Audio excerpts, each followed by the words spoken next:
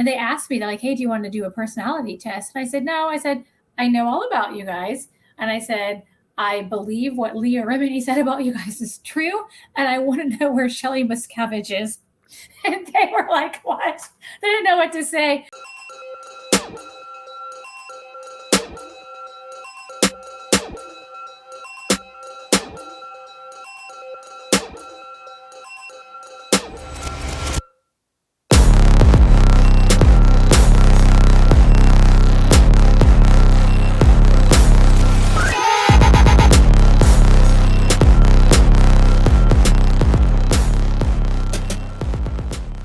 Well, Marie, thank you so much for joining me on Growing Up Fundie. It's so great to have you again. Your last episode, episode 88, you were here talking about Worldwide Church of God. And one of my favorite things about that episode is I remember, and correct me if I'm wrong, but I remember you were a little bit nervous at first. You were like, I'm not so sure what I'm going to say. And then by the end, you were going so much, you were saying so much and you were talking so much that we already agreed, and this was probably back in July, that you were going to come back for a second episode because you were already just so comfortable telling your story. And I just thought that was awesome. And so I'm so glad you're back, but enough for me. Tell us about yourself for maybe people who didn't see the last episode. Okay. No, well, it's great to be back, and so much to talk about and everything. And it's great to be able to have this forum and talk back and forth with you. I will say that about the last episode, when I did watch it, I said, God, I just took over and talked. And I loved it. She didn't get a word in edgewise. So no, I loved it. I loved it. I just wanted you to keep going. Yeah, no, please. Okay, great. Well, good. I mean, I'm Italian, so if you ask me the time, you're going to get the history of clockmaking, right? So just be ready for that to happen. I mean, since then, you shared some of your experiences about, growing up with the Duggars, and we talked about some different shows. And so I went and I watched Shiny Happy People, and that was something I hadn't seen. So I watched that show, and I told you I took some notes on that. And then I've always just pay attention to all the other shows that are out there that talk about these different groups or different beliefs that are different, whether they're considered cult or not. So it's always just been interesting. I am drawn to those shows about cults. So, I watched a couple of those. I revisited the Cults and Extreme Beliefs series again that was on. And, just it's interesting, because then I started watching going, wow, all these people have similar experiences, similar impacts to them, even though whatever group they were in had some different beliefs, approaches, or how they did it. And I think that's the part that really resonates, is that there's so many different impacts that come out of it, but they're really alike and similar in how they affect people. Yes. And, it's interesting, because then I have sometimes these moments of clarity where I'm like, there's a reason why I went through this. And so when I share some stories about some of the items and things I went through with people, even though they have a different background, I can at least tell them, I understand how you feel, because while this is a different situation, this impacted me. And here's how I dealt with it, how I approached it. It may or may not work for you. So at least I'm able to identify and connect with some people on a different level. And I think that's one reason why it's starting to maybe resonate with me as to why all this happened. And it took me a while to get to a point, like we talked about the last time, to really talk about it and feel comfortable doing it without it being like, oh, that's really weird. She's being, this is really weird, and I don't want to talk about it. And I think just finding a couple of friends to share stories and, experiences with, and really it's who I am and who it made me. So 100%. And I think there are things that I love about these shows, and there are things that I don't like as much about these shows, but I feel like the religious experience and the cult experience a lot of people have had is very much like a Venn diagram, where there are sections that don't maybe necessarily overlap, maybe certain rules or things or parts of the ideology that don't really match. There's this entire center segment that everybody can really relate to, that they can watch somebody who maybe somebody grew up in like a more Catholic leaning cult, or somebody else grew up in a more Jewish leaning cult, but the central ideas and rules and experiences are so similar that these shows have brought so many of these voices out. And when I say there are things I like and I don't like, What I don't care for is how they had to start out as entertainment, as funny Mhm. TLC. Look at these goofy people. Look at how they live. Isn't this funny? And now we're looking back on those things and going, that was weird. But there's Right. been a whole chapter of us out here always saying that was weird, right? Yeah. Like when people would watch the Duggars and they would say, oh, look at all those little kids walking in a row like little ducklings. How adorable. We were going, what? Something's off here. And Yeah. now with shiny, happy people and things like that, people are starting to see if you weren't raised in a cult, if you weren't familiar with cults, you watched cults happen right in front of your face and you tuned in to Yeah. watch it on TLC with a funny theme song, and you tuned in for the weddings and you wanted to know what dresses they were wearing, while the whole time they were open about what a Yeah. cult this was. And Yeah. I'm just so glad that we've turned this corner to go from, oh, that's so cute and wholesome, to being like, that's weird It's and alarming something's in some wrong. cases, right? That's Yes. well, and shiny happy people. So I was talking to one of the gals at work about, my podcast, and not a lot of people at work know that, I grew up in a cult. It's, not something I've telegraphed. I'm like, hey, by the way, so, but, a few people, I have talked to about that. And I asked her, I said, hey, have you watched the Shiny Happy People? I said, it's a really great documentary. It was really interesting. And she said, I used to watch the show growing up, Duggar or whatever it was called. I used to watch that show, or 19 Kids and Counting. And she said, I really liked it. And then when all the stories started coming out about, the oldest son and everything he was doing, she said, I quit watching. And I said, well, what made you quit watching? And she said, I couldn't believe that there would be this whole camera crew and cast following the family around, and not any of them had the idea that this was going on in the family to stop. Right. She said, how did they not know? They were so intimately up in their business. How did you not know that these things were going on? And so for her, that was a turnoff. And she said it was interesting because it was, 18 kids and 19 kids, and, they kept getting pregnant, and the kids all seemed to get along well. But yeah, she said it was when all the news started coming out, the fact that somebody in production had to have known and they didn't do anything about it. So many people had to have known. Yeah. And so that for her was the big turnoff. And I said, but that stuff happens really more than you think it happens. Yes.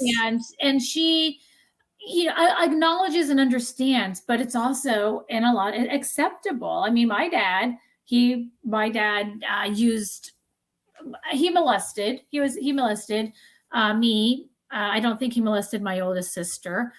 He had different ways he kind of controlled us, but he was inappropriate and in a number of ways. And he would always, though, biblically say, the Bible says a man shouldn't have sex with a goat, but it doesn't say anything about a father having sex with his daughter. And I thought, okay, goats have a higher rank than daughters, I guess, in this. But it was really interesting. But that was his thing, was the Bible doesn't say specifically that a father shouldn't have sex with his daughter. Now, we didn't actually have sex, but he molested. So there was no actual intercourse, but he did what he could, right? But it was really interesting. But I was like, oh, and my mom knew these behaviors were going on. And I would be so pissed. I'd be like, do you not know? Like, why aren't you doing anything? And she'd be like, well, I just don't know what you did to upset your father. And that was her response. Wow. So she never did. But it also kept him off of getting on her case for something, right? So, so there was that shielding and, using it to deflect whatever negative attention he put on her. So that was what's really interesting. But I think it happens a lot more. And on the group that the Worldwide Church of God Survivor group that I'm on, somebody had started one of the chats about, some of the events and the things that started happening. And it was amazing, all the different stories that people just were putting out. They're like, yeah, I remember like going to these YOU, the Youth Opportunity United group. I remember going to these events, and, and somebody's dad would be fondling me in the car, and you didn't say anything about it because you had to respect your elders. We had the church, it was the Youth Opportunities United, as YOU, and SCP was the summer educational program. So you would go to summer camp, and it was a great summer camp. It was 3 weeks up in the Boundary Waters of Minnesota. And I did a ton of things I'd never done, rock climbing and water skiing, canoeing, tons of really great activities. It actually was a really fun thing. It was a church camp. Good. You had to do a church, but it was a lot of fun. I made some really great friends and, folks that I, later reacquainted with in college, et cetera. The guy, though, he was head of the program. It turned out eventually he basically had been molesting kids. But here he was in this position organizing all these events and these camps for these kids. Well, you kind of have like this captive audience. So it happens a lot more, but you see it in other organizations when you watch shows that, here's, a Catholic priest and, he's got control over these altar boys or, other religions. And, it happens, I guess, they say in Mormonism, it happens, and Jehovah's Witnesses. I mean, any group, there is some, I believe, some authority figure who is taking advantage of younger boys and girls, alike. So yeah. So I think that's interesting because, when we talk about like how sick do people have to be, but there are a lot of people who are godly or come out of these religions and the things they do, you're like, oh, I wonder what's going on. Like how, you just wonder. Yeah. Well, and not only that, but something that I've noticed, especially Christian religions, but also other religions as well, is something they do is they put so much of the onus on each individual person. It's up to you to establish that relationship with God. It's up to you to be pious. It's up to you. And so even if you're harmed by somebody outside of the church, your first thoughts, the first thoughts that you have are, what did I do? Yeah. And in your case, adults even say that to you. Well, what did you do? What were you wearing? Like obviously you were you causing made your him dad mad. What did you do to make your dad mad? Yeah. What did you do to make these people stumble in sin? That's one that I hear a lot is, oh, don't dress that way. You'll cause a man to stumble in sin. Right. And it's like, what do you mean? And so, of course, on the rare occasion that people actually say anything about it or raise the alarm about it, they're told, well, what'd you do?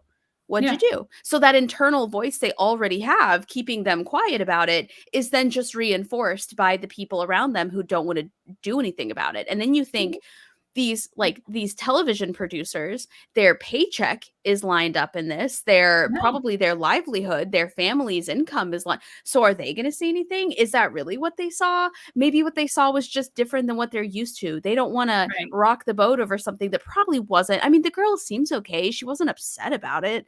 And then the next thing you know, you're finding out dozens of people knew everything that was going on. And for whatever reason, a variety of reasons, nobody said anything. Those groups keep it internal too. That's the thing. It's like, okay, you should, what is, the Bible say, go to your brother.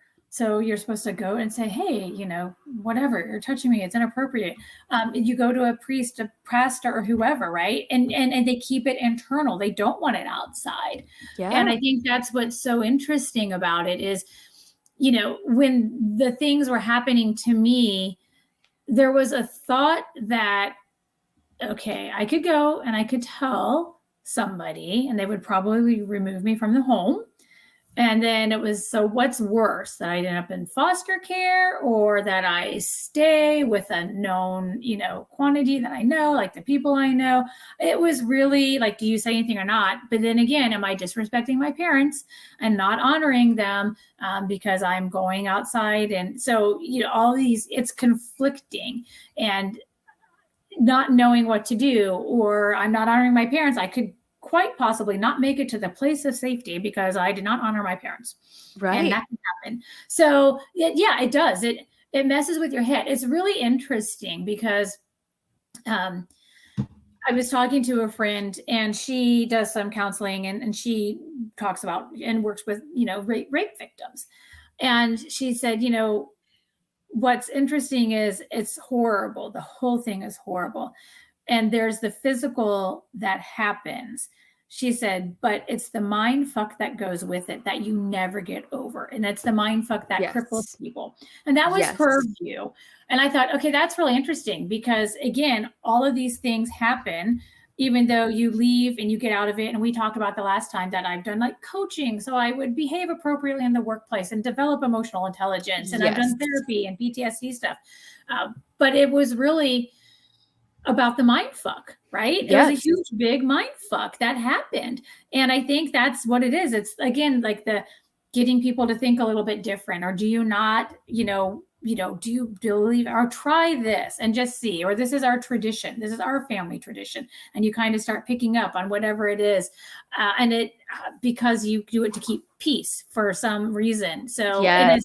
and it's interesting because, some of the comments I get, and again, I've talked about some people who are acquaintances now. I can't believe that you got sucked into this. Well, I was 4 when I got sucked in. It's like, first right? of all. Yeah. So first of all, it wasn't my choice. Now Yeah. how did, we talked about how my dad got into it. Well, he was a narcissist. He, had fallen out with the Catholic Church, was disillusioned by it when his brothers quit the priesthood. And so he was looking for something, and you had to be invited, right? So that's how he got into it. You had to be invited. And so then by that, he just passed it on, and then the kids just follow and the family just follow at that point. So we didn't have a say in any of that. Right. And that's, to me, that is utterly insane that people say that. And if I didn't run this podcast, I would think that was fake. I would think that was made up. I'd be like, what kind of person looks at a child and says, well, why'd you stay? Why'd you get involved in it?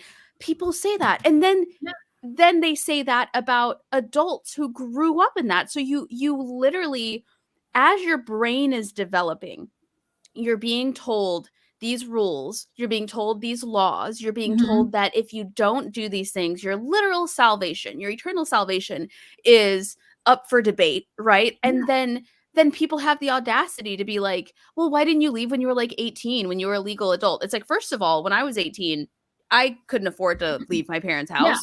And I wasn't even in a cult. Like, I just couldn't. I was just broke. I was just a teenager. But they expect you, having no exposure to so much of the mainstream ideas and thoughts and experiences that we have, to just be like, well, I'm legally an adult now, I can just leave.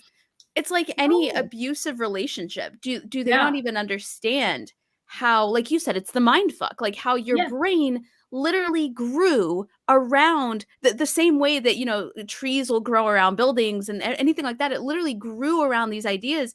And it's called deconstruction for a reason. You literally have to, brick by brick, deconstruct these ideas that you were told. Yeah. And it's hard. Right. And the whole time, that voice is in the back of your mind going, this is what they warned you about. This is when they said, honor your father and mother, and you're not doing it. This is what they warned you about. They said it wasn't going to be easy to be a Christian in this world, and here you are falling for it.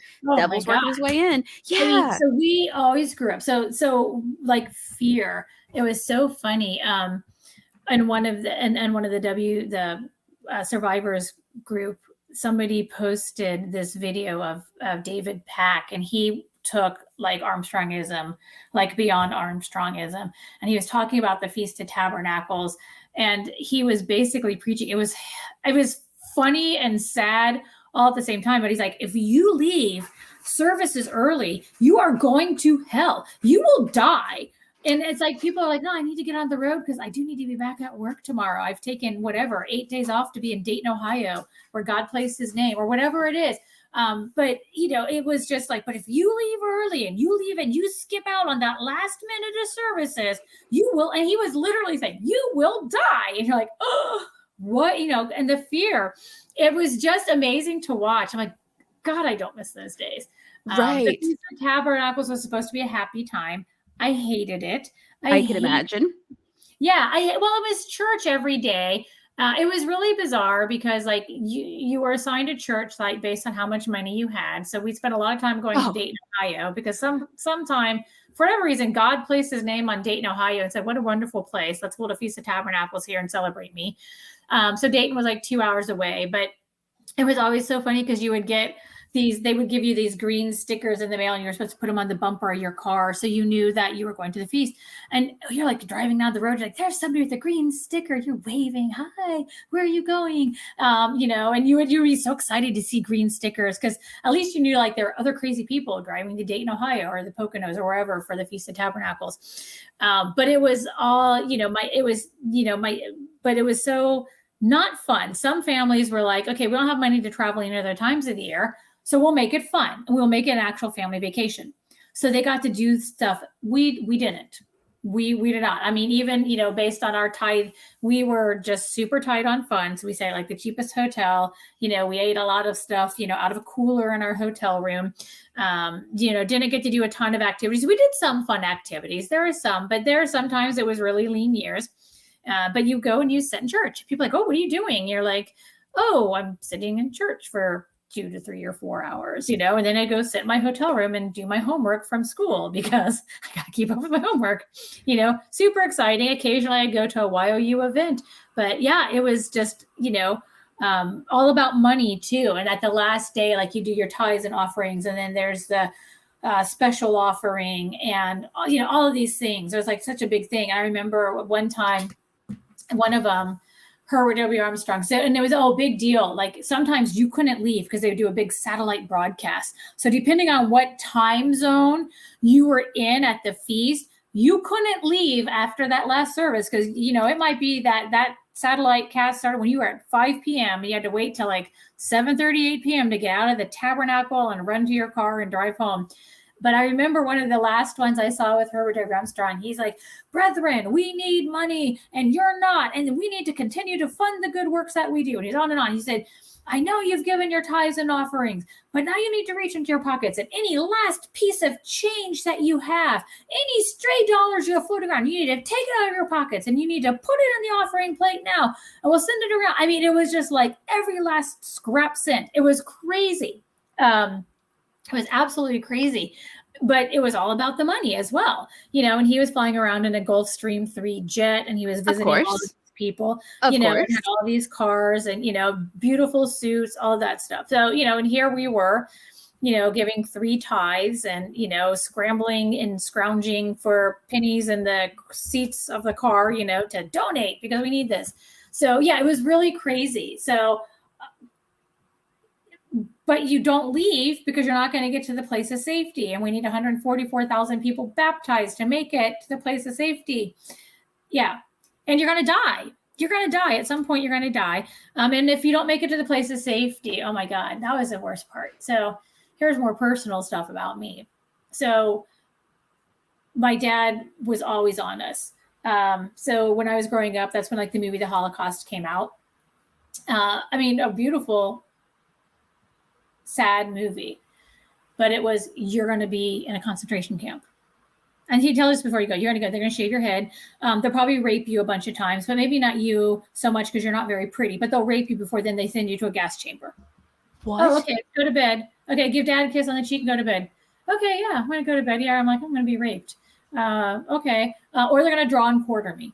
So I didn't know what that was at the time. They're going to tie you to 4 horses and send them in 4 different directions. And they're going to rip and shred your body to pieces. Okay, but good night. I'm like, okay. But so there was that fear that comes in this. Like, okay, if we don't pull money, there's fear. And that was like, if you didn't make it to heaven or just in general, that's just going to happen. Because if I'm not living my life, we're not giving money to the church, we're breaking these rules, we won't make it to the place of safety. So we will be marked and we will be taken away and we're going to be tortured. These horrible things are going to happen to us. Right. And we heard these. And so here's the odd thing. Oh my God, poor God bless Mike. I still don't know how we sleep in the same bed to this day. So the movie Roots, there was the one scene, if you remember, where I think he'd run away so many times and, they caught him. And at one point, then they take a knife and they, cut off his foot, like right at the arch, right? So they cut off half his foot. So he can't run, right? So you can't run.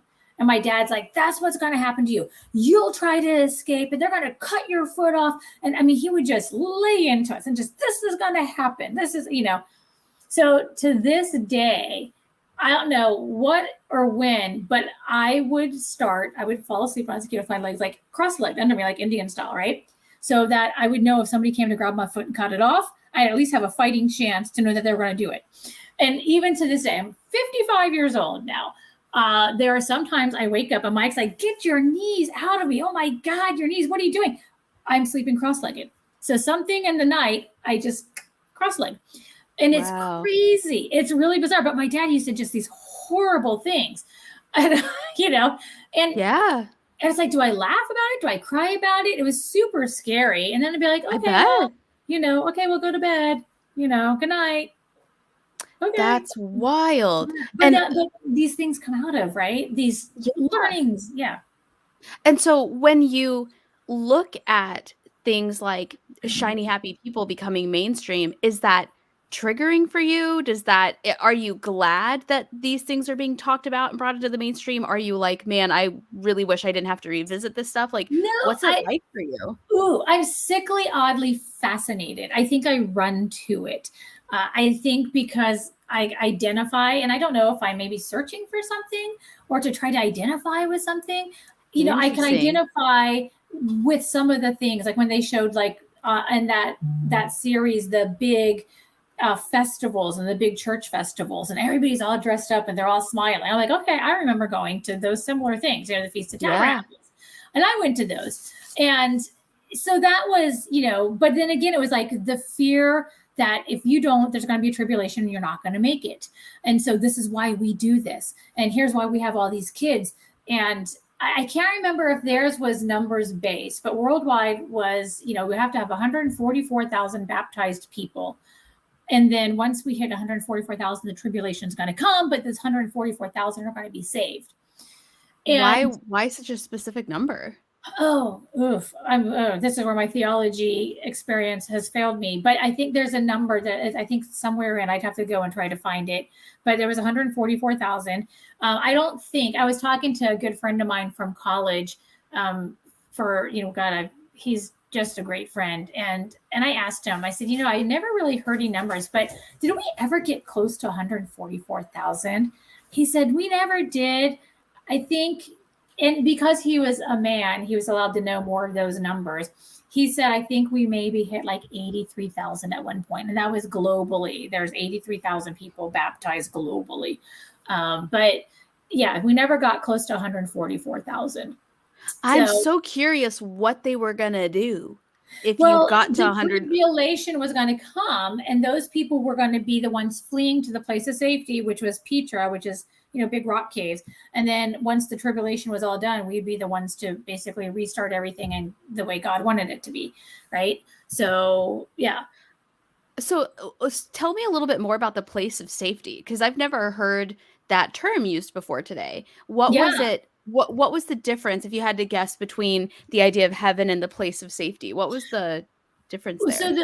Heaven is like, right, you die, right? You die, you go to heaven, right? The place of safety is the people on earth, the living people on earth, Right. baptized. So when the tribulation happens and God says, okay, I'm going to wipe the earth clean, I'm going to start over again, the place of safety, it was, I guess I liken it to like the ark, right? They said, put all these things on the ark, float them out in the ark. When the flood is done, these are the people who are going to restart and start fresh and clean slate. And that's how I liken it to, is we're going to hide you in this rock caves in Petra, the place of safety. And when everything is all done and resolved, you will be the people who will be the ones who are, because you have the knowledge and the faith to build in a whole new refaithful world and all that stuff. But it would still be here. It would technically be on Earth again. Yeah. Yeah. It's all going to be on Earth. So interesting. So was there a heaven at all? Like in the way that, say, Baptists believe in heaven, where it's like in the sky? It was just like a reincarnation type situation? Not even reincarnation.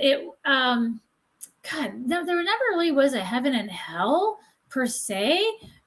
I don't know. I mean, maybe I slept through some of my theology classes, but I don't remember us ever talking about heaven and hell. We talked about the tribulation mostly, and going through this tribulation and this end time. Interesting. And there's going to be these end times, and we're suffering in this world now, so we can learn, and then we can create a new world once the tribulation comes. And then we're the 144,000 that are left. So that's so interesting. And your dad legit thought that he was going to make it. Oh, absolutely. He really thought he qualified. He would search constantly. I think we talked about this the last time, for signs of the end times that were going to lead us to that. And he would go through and he would like read newspaper articles and clip out article after article. This looks like something that's prophetic. He'd send these envelopes full of articles to headquarters in Pasadena. And these are signs of the end times. So it was interesting when we went to college. I mean, I was known as the girl whose dad would send these crazy articles and envelopes full of articles to headquarters. But I yeah, remember it you was, saying that. yeah, Yeah. but he was so about that. He was so about, studying and again, my dad loved studying and learning, so I can't take that away from him. Yet he took this nugget and was like, I have to show and I have to prove. And I have to help them know so they can preach this message. And I think he thought he was helping to do the work, and that was his way of doing it. My dad so desired some kind of position, a deacon or elder position. And it just never, he was never the right image for it. I mean, we talked a little bit about what I thought was a caste system. He was just never the right image for it. He didn't even get to Interesting. be a person who got to pass the collection plate, at any of the holy days. And he so wanted to be able to do that, and he just never was asked to do it. Do you think So that was part of why he was so angry all the time, is because he was working so hard to achieve something that was literally built possibly, to like, possibly, I guess I never thought about that. But he also had his own ideas, and he started to take everything and research it on his own. So somewhere along the line, I don't want to say he was not faithful, but somewhere along the line, especially when the split happened. I think when Herbert W. Armstrong passed, Joe DeCoch came in, and he kept things fairly the same, but started some shifts. Like, hey, it's not a bad thing to celebrate birthdays. It's okay if you wear makeup. Interracial dating, it's okay. Like, there were some things that started to happen, and then my dad disagreed with it. And so even yeah. when the splinter group started happening and he started following them, I think somehow he determined that he needed to go deeper and started doing his own interpretation that led to something Wow. stricter and stricter and stricter. So when he left worldwide, I was a sophomore in college, and I stayed with it. And so I stayed with it because it's what I knew. And I was already in college, and I was like, I can't start over again. At least I got to finish and get a degree. And so it was hard on me because not only at the time then, I was entering knowing I was the girl with the dad who sent weird envelopes full of articles. Then all of a sudden, my sophomore year, I was a dissidence kid because, my dad, left. And so I was always kind of watched, me and a handful of folks whose parents left. We were watched pretty closely. And that was, so we were always under a microscope. And I always thought, what a marketing opportunity that they missed out on. If the Yes. college and church had been smart, they would have said, here's Marie, or here's this other person. Their parents fell away, and they're still here. Now, we should have been on the cover of the Plain Truth magazine and everything else. They missed a marketing opportunity with us. We made a choice to stay for our own reasons, whether we believed. And at that time, I wasn't even believing anything. But at that time, I mean, they actually went to try to find how to get us out of the college system, because I think somehow they thought by association we would be spreading some kind of dissidence among the group or whatever. To me, I feel like now I'm like, you guys missed a hell of a marketing opportunity. You should have been like, oh my God, look at these people. They stayed. Their parents quit and they left and they fell away, and their faith was so strong they stayed.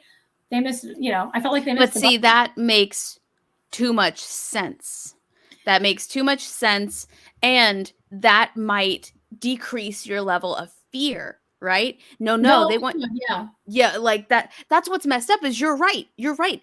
The smart thing to do would be to say, thank you so much for staying. I'm so sorry about how your dad feels. Yeah. What can we do to keep you in close to the Yes. Lord? How can we But support? But here's the interesting thing about it, right? So the Worldwide Church of God was started by Herbert W. Armstrong, who was what? An advertising executive. What would Herbert W. Armstrong have done? He would have paraded us around. We probably could have flown on the G3 to fancy places around the world and done all this yes, stuff, right? yes. Yeah. No, they missed it. I think they missed the boat. So I had to fight, to finish paying off my college. I ended up, there was some unknown benefactor. I think, without naming names, I think I know who it was, but they tried to make it like you had to have your senior year all paid off at the start. And, I mean, it was like, you need to be paid. And they changed the way that they were collecting tuition and all that. And it was, I think, trying to squeeze some of us out. I was going to say, do you And think it was specifically oh, to Yeah. exclude That, you. I mean, yeah, I Wow. believe in my heart, yes. Right, wrong, or indifferent. Wow. I might be wrong, but that's my perception, right? That's what it felt like. And I remember me and one of the other students, we found out one of the evangelists was on site, and so he was staying at the executive guest house. So they had a couple of executive guest house, and we drove down to his house and knocked on the door. We had a conversation. We just said, listen, this is hard. Like, we're staying. We've opted to stay. We want to finish our senior year. And this whole new rule they had about how you had to pay, and your senior year had to be paid in advance. And we're like, this is not like, what did we do? We're still here. Yeah. And the man never said anything direct, didn't say what would or wouldn't happen. And somehow, though, they eased off on me. I ended up graduating college with my senior year paid. And I think I graduated owing like 70 cents. And I Wow. remember getting collection letters saying, we will revoke your degree if you do not pay us 70 cents. I was like, you've got to be kidding me. Over It 70 costs cents. them more than 70 cents to Yeah. send you that mail. Yes, I took 70 pennies and I glued them to a piece of paper, and I hand carried it to the finance department and said, here is 70 cents. So here you go. So please quit threatening my degree. And it was really hard because some of the folks I'd grown up and, had gone to college with, they worked in the finance department. And I think some of them knew it was wrong. And I was like, here's 70 cents. Here it is. I glued it all to a piece of paper. Here you go. 70 cents. You wanted it. You got it. 70 pennies. So, yeah, it was kind of a shitty thing to do. But I was like, No, it wasn't. It was well, but you're making a genius. deal out of it, right? No, Yeah. you were being a petty queen. I Yeah. am here for it. That's Yeah, what they deserve. but that was the thing. It was like, but again, I think so in me, and I don't know, what I have in my head is, I think they were just trying to take one last stab at it. I think that Yes. whoever paid off the majority of the rest of my tuition, which most of it was paid by myself, but whoever Right. paid off the majority of it, I think they did it out of the kindness of their heart and for the right reasons. However, I think it was a big FU to the college administration because this happened and I was allowed to stay because of this.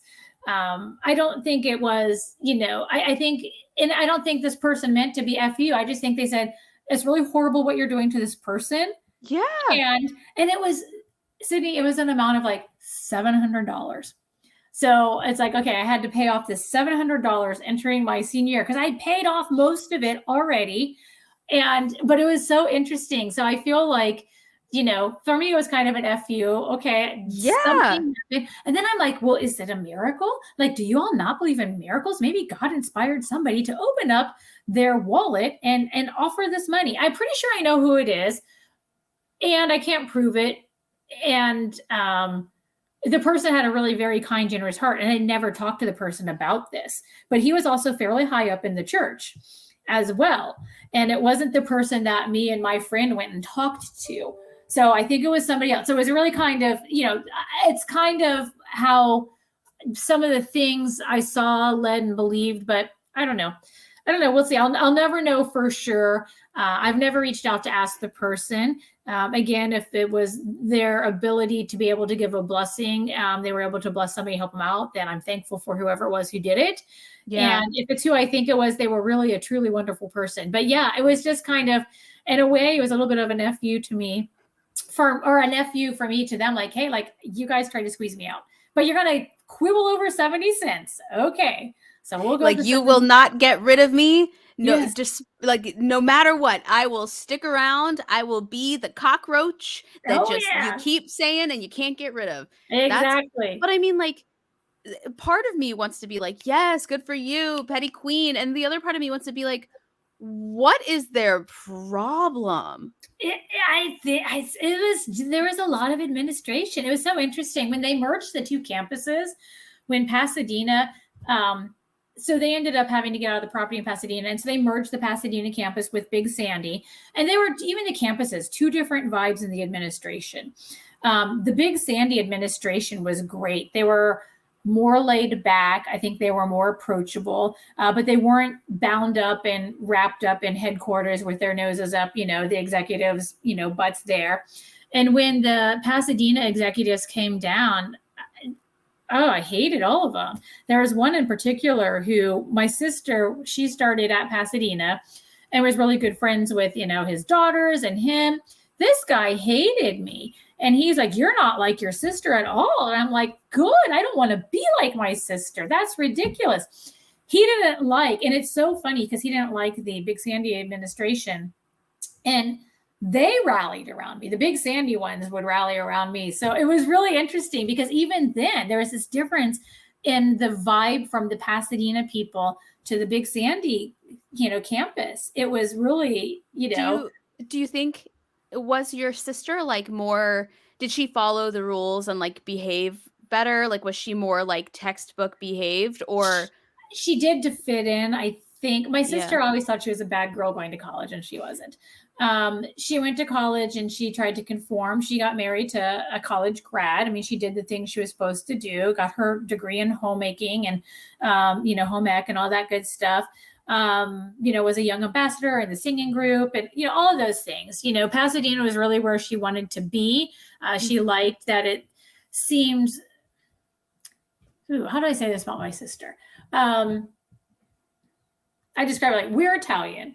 I call myself Goomba Italian. I'm a Goomba. I'm Italian American. I am more mob gang mentality. She somehow thinks we're Italian royalty. So I think being in Pasadena, so I got accepted to Big Sandy campus. That was my first choice to go to. It was a more comfortable environment for me. She wanted to be in Pasadena and downtown and all those in that upscale and all of that. And that's what she wanted to be. And that's just her. She's just very fussy like that. And I use the word fussy because,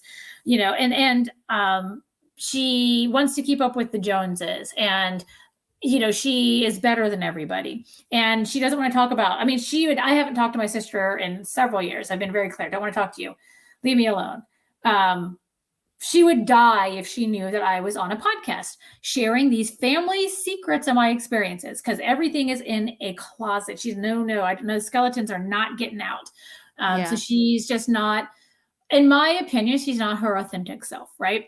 Right. And I think so that to me was always kind of the vibe I got from some of the Pasadena people. Some really thrived in that environment and some of them were groomed for it and they did really well in it. And it was great, had great experiences.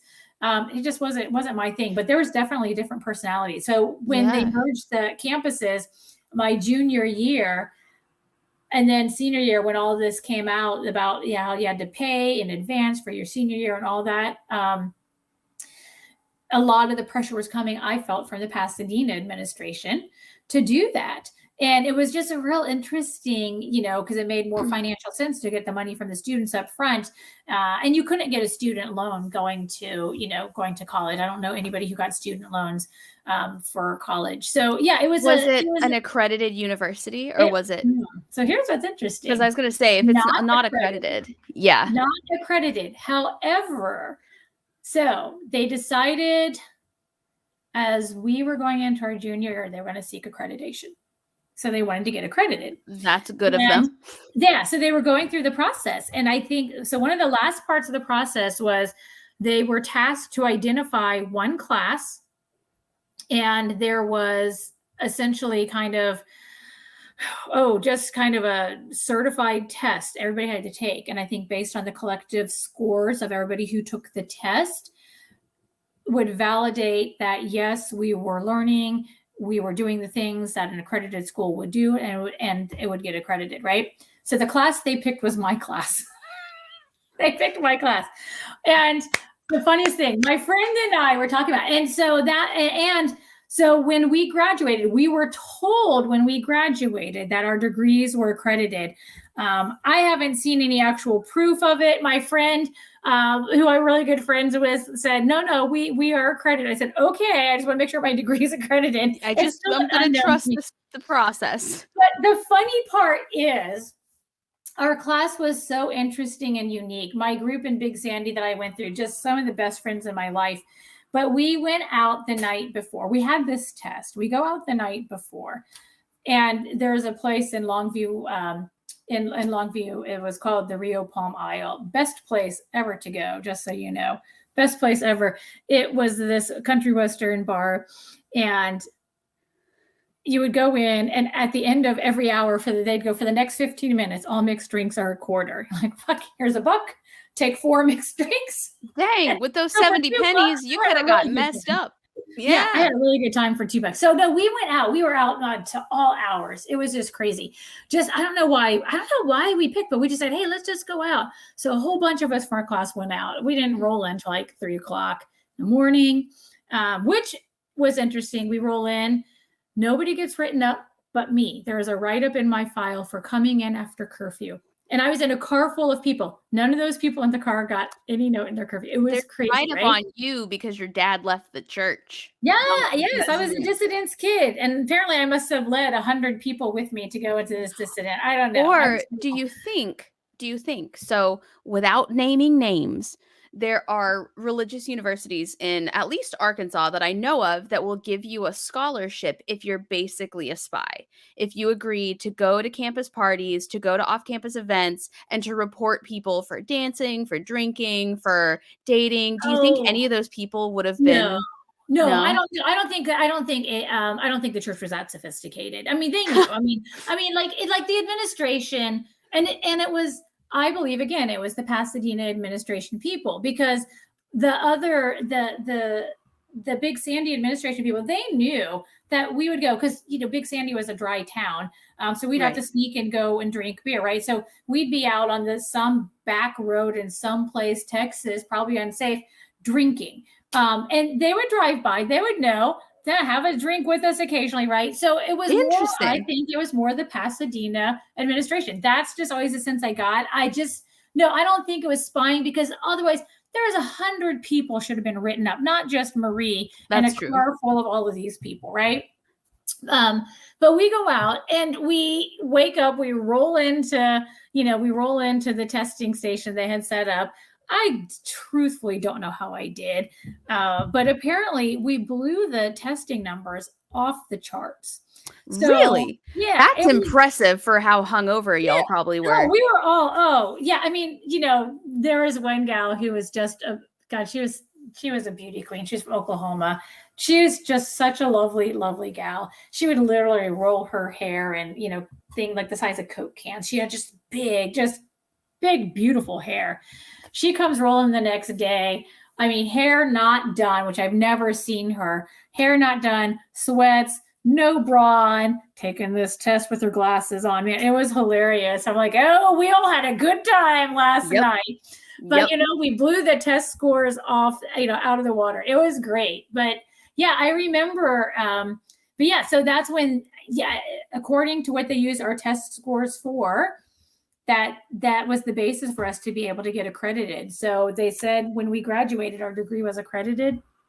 So, and then everybody after that was also accredited? Yes. So, and then anybody new coming into the college, the degrees were accredited. So, but that's awesome.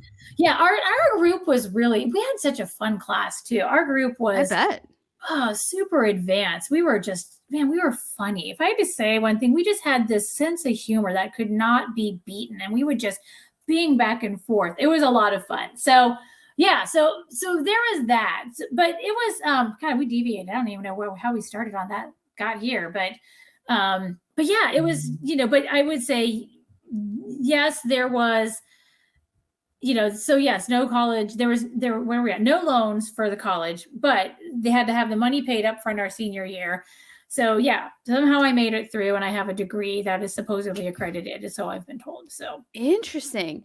Yeah. Do you ever look on social media for some of those people you went to school with just to see what they're up to or what they're doing? Oh, we're all friends on Facebook and we have college groups on Facebook. Yeah. And I talk to, a bunch of them as well. So yes, there's, there's, a lot of them doing great things. We've had, one friend, unfortunately passed away recently in a paragliding accident in Turkey, but doing what he loved. just an amazing soul.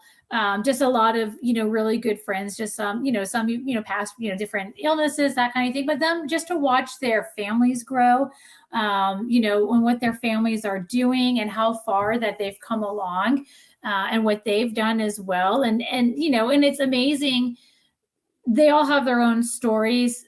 Some don't maybe dwell, or they didn't have the same experiences that I had. So, sometimes it's different talking with them about, things that happen. But yeah, a lot of us stay connected on, Facebook mostly. And, I call like I said, my good friend, I call him, we talk at least once a month for at least an hour just to catch up, just, so much fun. And he's like, oh, hey, hold on just a second. Next thing I know, he's conferenced somebody else in, and it's like, oh my God, how do so, and we just pick up like we've never stopped. And I think that's the really great part of it. So do you find that a lot of them are still religious? Do they seem to have deconstructed? Is it kind of a mix? All over the place. Some are still tied to some faction of Worldwide, whether it's Worldwide itself, and some of our pastors, and they're, have married, friends from college, like people that I was in college with, married couples, and they're great, but they're not a shove it down your throat kind of people. They're like, fun. I'm like, oh, I wish you'd been my pastor in Worldwide. Maybe it would have been different. Some are with other splinter groups. Some of them are, well, actually, let's see. One of my friends, he started his own Christian church, not a cult. His is just non-denominational Christian, and it's just really great. I would love to go and, listen to one of his sermons. He's just a really loving man, really funny. And it's just, more about inspiring people, I think, is his approach.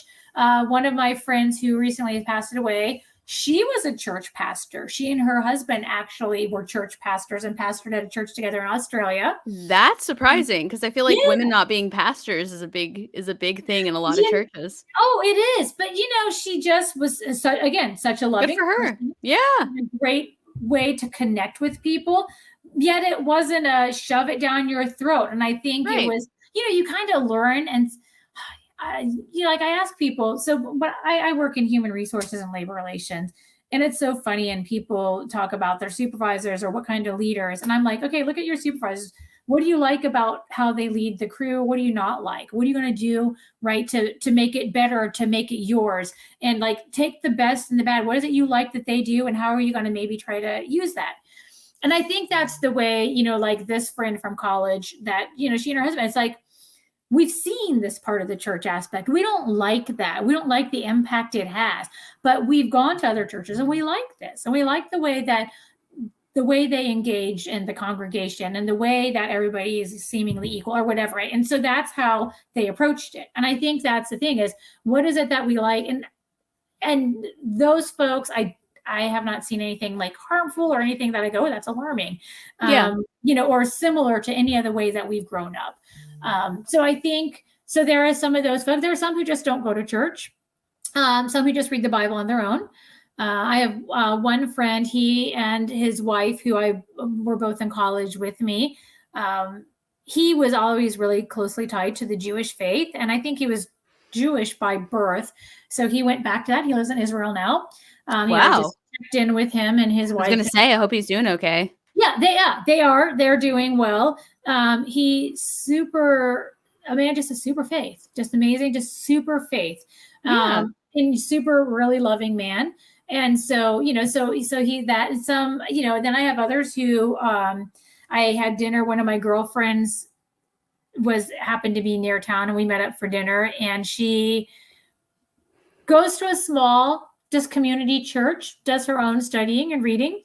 But, nothing that, again, and I asked her, I said, so do you anything like that's alarming? Or not? She's like, no, it's just a group of people who just want to come together and read some scriptures, and we sing some songs, and there's nothing that says you have to do this and your world will end if you do it. Just as none of that. It's like, hey, let's just talk about love today.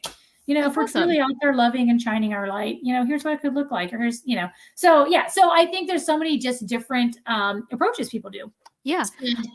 But we all managed to stay together, and we still managed to it's like, okay, I don't necessarily agree, and I won't tell them I don't agree with you. It's, I don't necessarily agree with them, but Yeah. they're friends, they Yeah. don't necessarily agree with the fact that I don't go to church anymore, yet we're friends, so you Yeah. can mix that. Right? That's what the world's all about. We're all different people and all that good stuff. So yeah, And I it think, just yeah, goes to show you that people who disagree on things and fundamentally don't share the same beliefs can still get along and maintain right. relationships and not have animosity. Weird how that works. Right. Well, and they can still Wild. change. And that's the thing too, is you can still grow and change.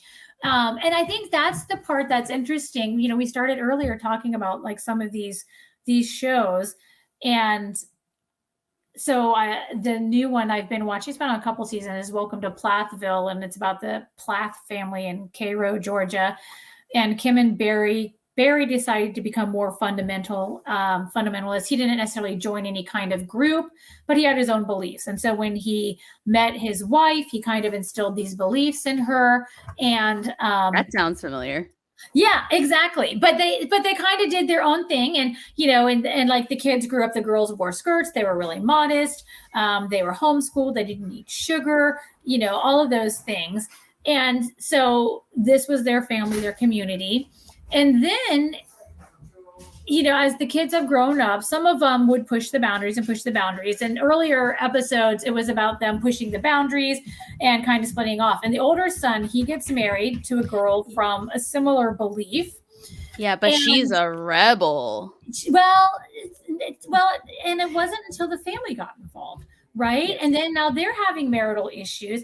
And this one of the recent episodes, he's talking about these issues with his wife, and he's like, I still believe very fundamentally some of these things. But here she's now 24, and she's like, she's more liberal. She's like, I believe that maybe I don't want to have kids right away.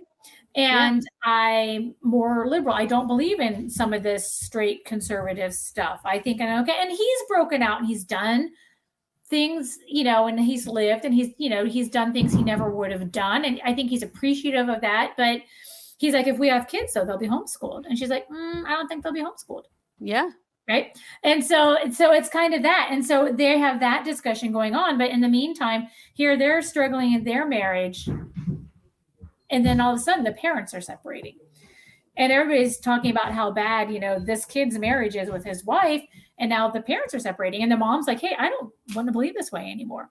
I want to drink. Interesting. I want to have my own dance studio. So now these kids, their faith is shook because they're like, no, we always thought that this is how the marriage was going to be. And now mom's not even divorced, just separated. She's dating somebody else. And they're like, what?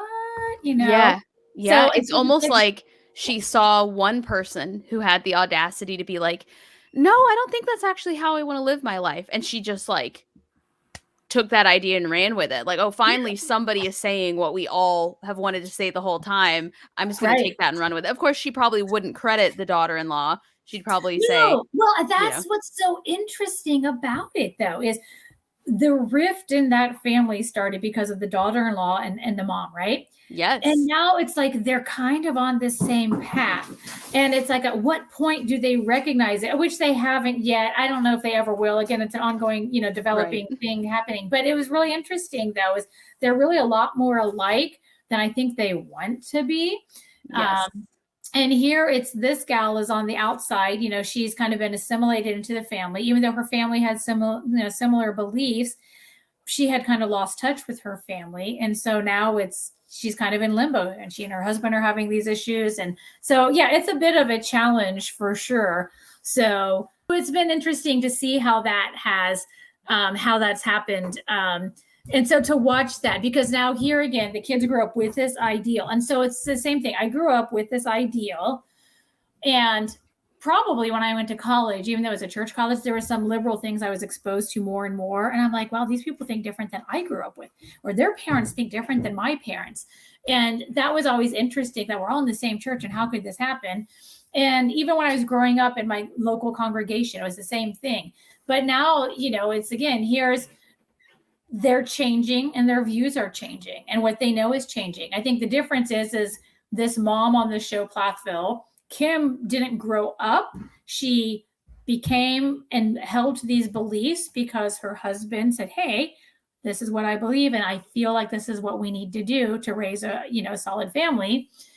And this gal who's her daughter-in-law grew up this way.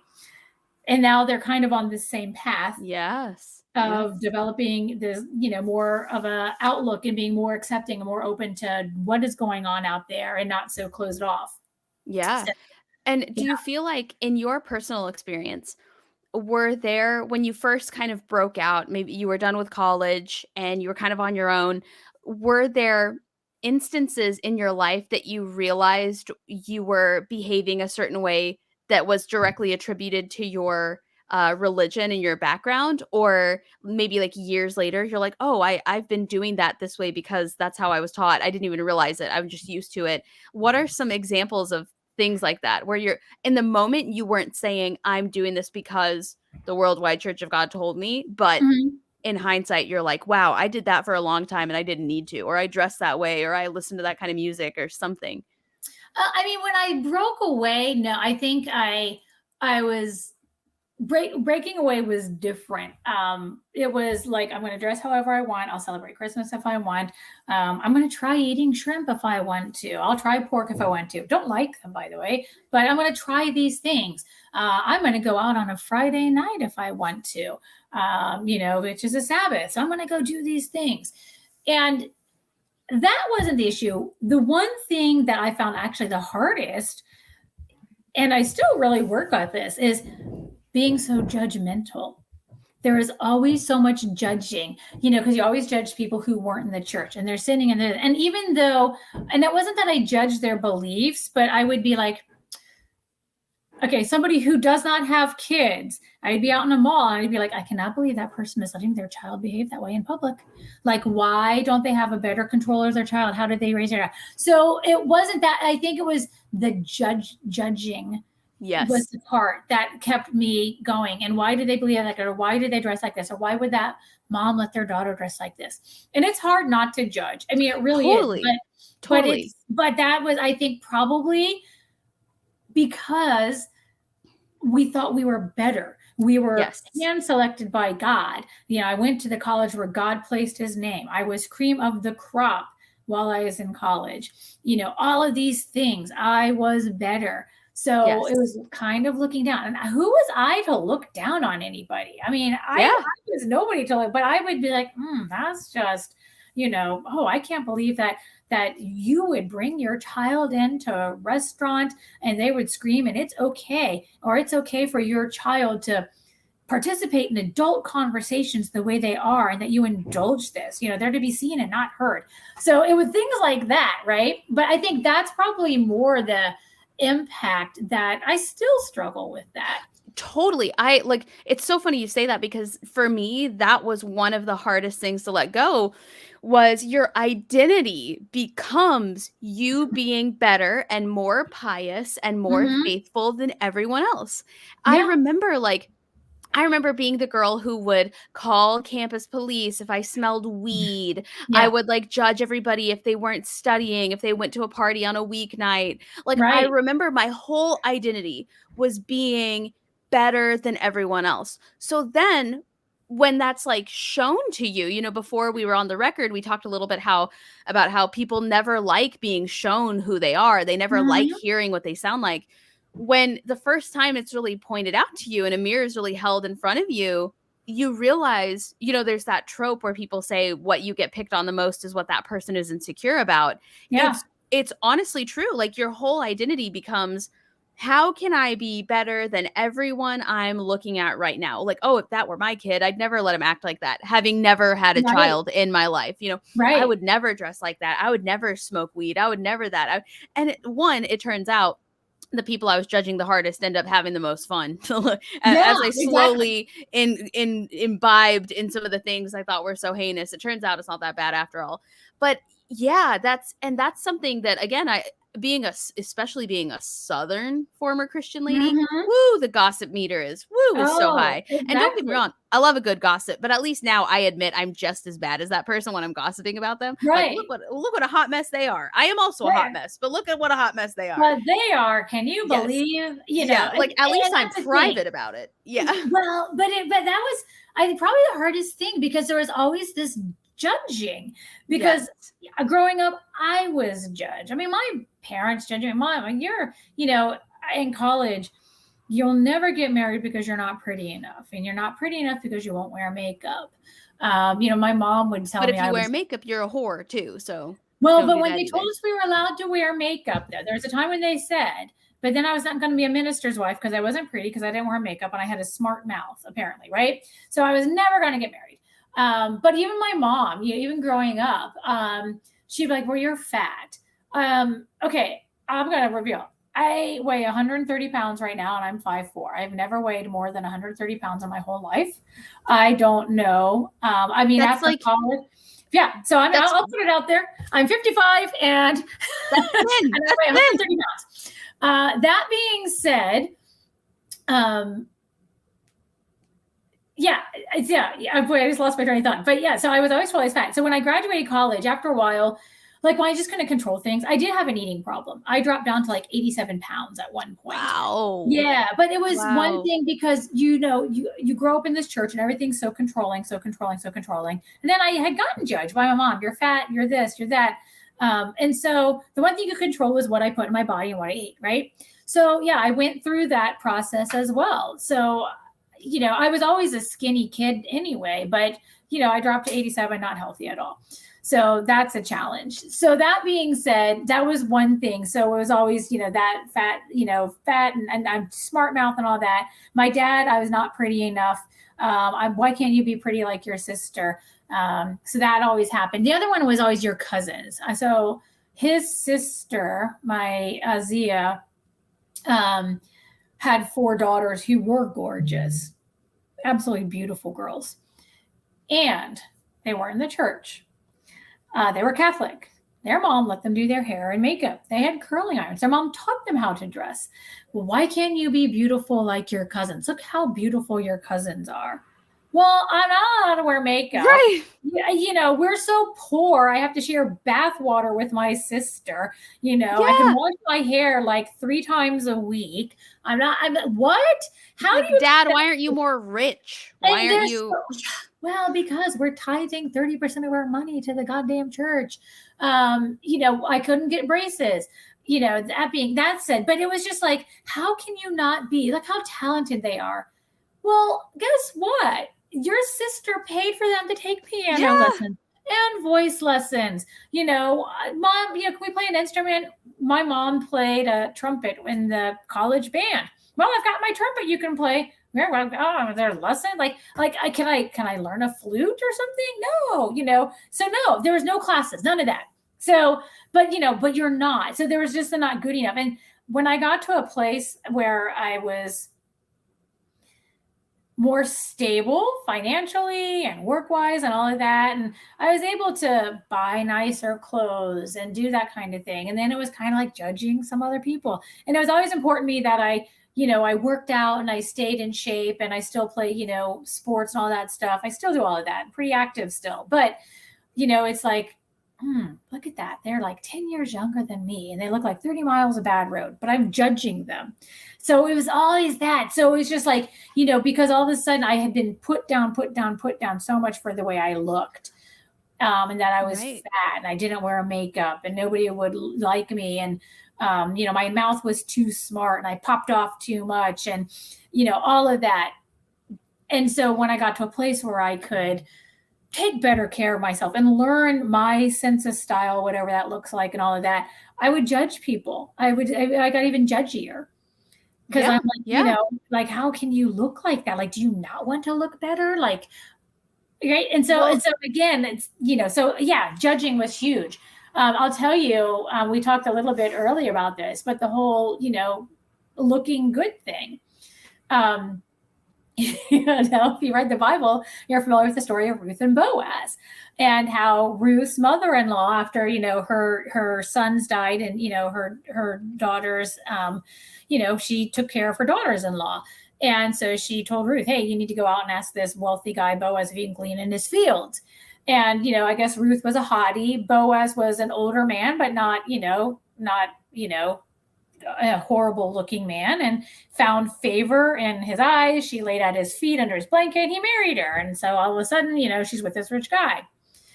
So I'm a junior in high school. My dad drives me out to like Granville, Ohio, someplace with farms. And he tells me to go ask farmers to glean in their fields.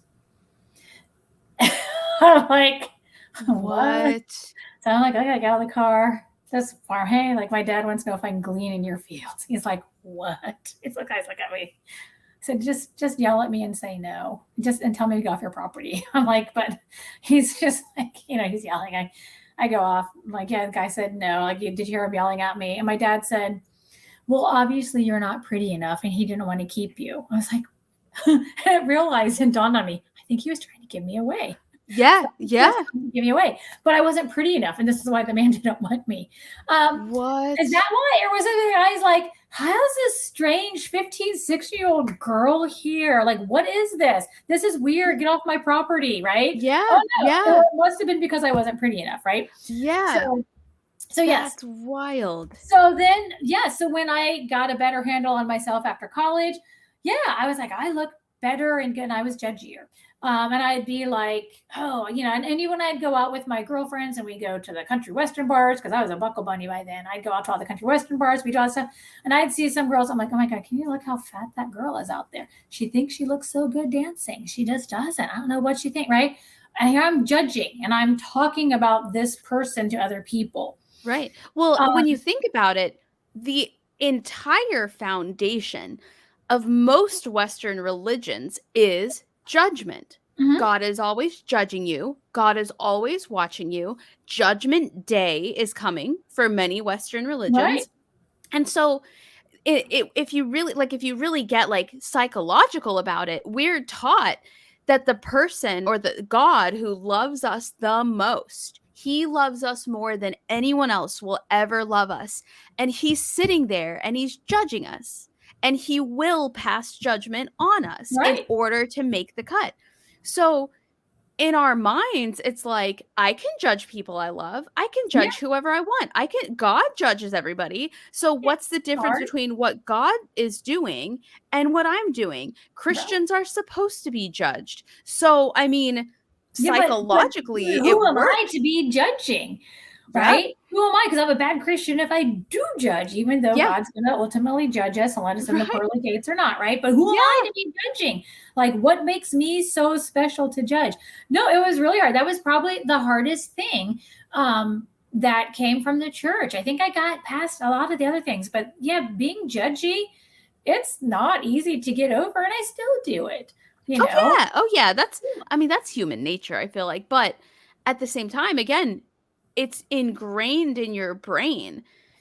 I have to be better than somebody at all times. There's something about it that for me made me feel better about myself. Totally. Right? For all the put downs and the negative things that happened. And it wasn't just from my parents. It was even being in the local congregation, where I had friends who were dressed better. Their parents treated me different than they did some of the other people. One parent said they just thought, God, she's just so emotional. Oh my God, Marie's so emotional. Well, I'm fucking Italian for one. And what's wrong with being emotional? Well, not only that, but you're also being emotionally manipulated and abused on a daily basis. Sorry you reacted to it. Yeah, exactly. You should have thought about that before getting abused. But I also want to be like, sorry, I'm not a cold fish like you are. Yes. But that's the thing. So even then, the judging was from all sorts of people. And so, when I was in a spot where I felt like I could be judgy, I would judge people. Yeah. And I did. And I did it to make myself feel better. And I think, it made me feel better in some respects, but ultimately in the long run, no, you lose a lot of friends that way. You know, Yes, I 100%. cycled through a lot of friends groups, and, and it was really hard to realize, and people don't want to be around that. I mean, we can have and share our shade and tea and all that stuff, but we also now point it back at ourselves, and we realize, oh my God, like, remember that horrible hair? Well, I had that horrible outfit on. Like, what was I thinking? But I can sympathize with her. Maybe that's all she had in her closet. But God, I wore something horrible to work today. I think it's hard to get past it. And even then, it's still hard to not sit on my high seat and go, oh, I'm better, or I do this better, or my way is better. And even in the workplace, my approach to solving this problem is this.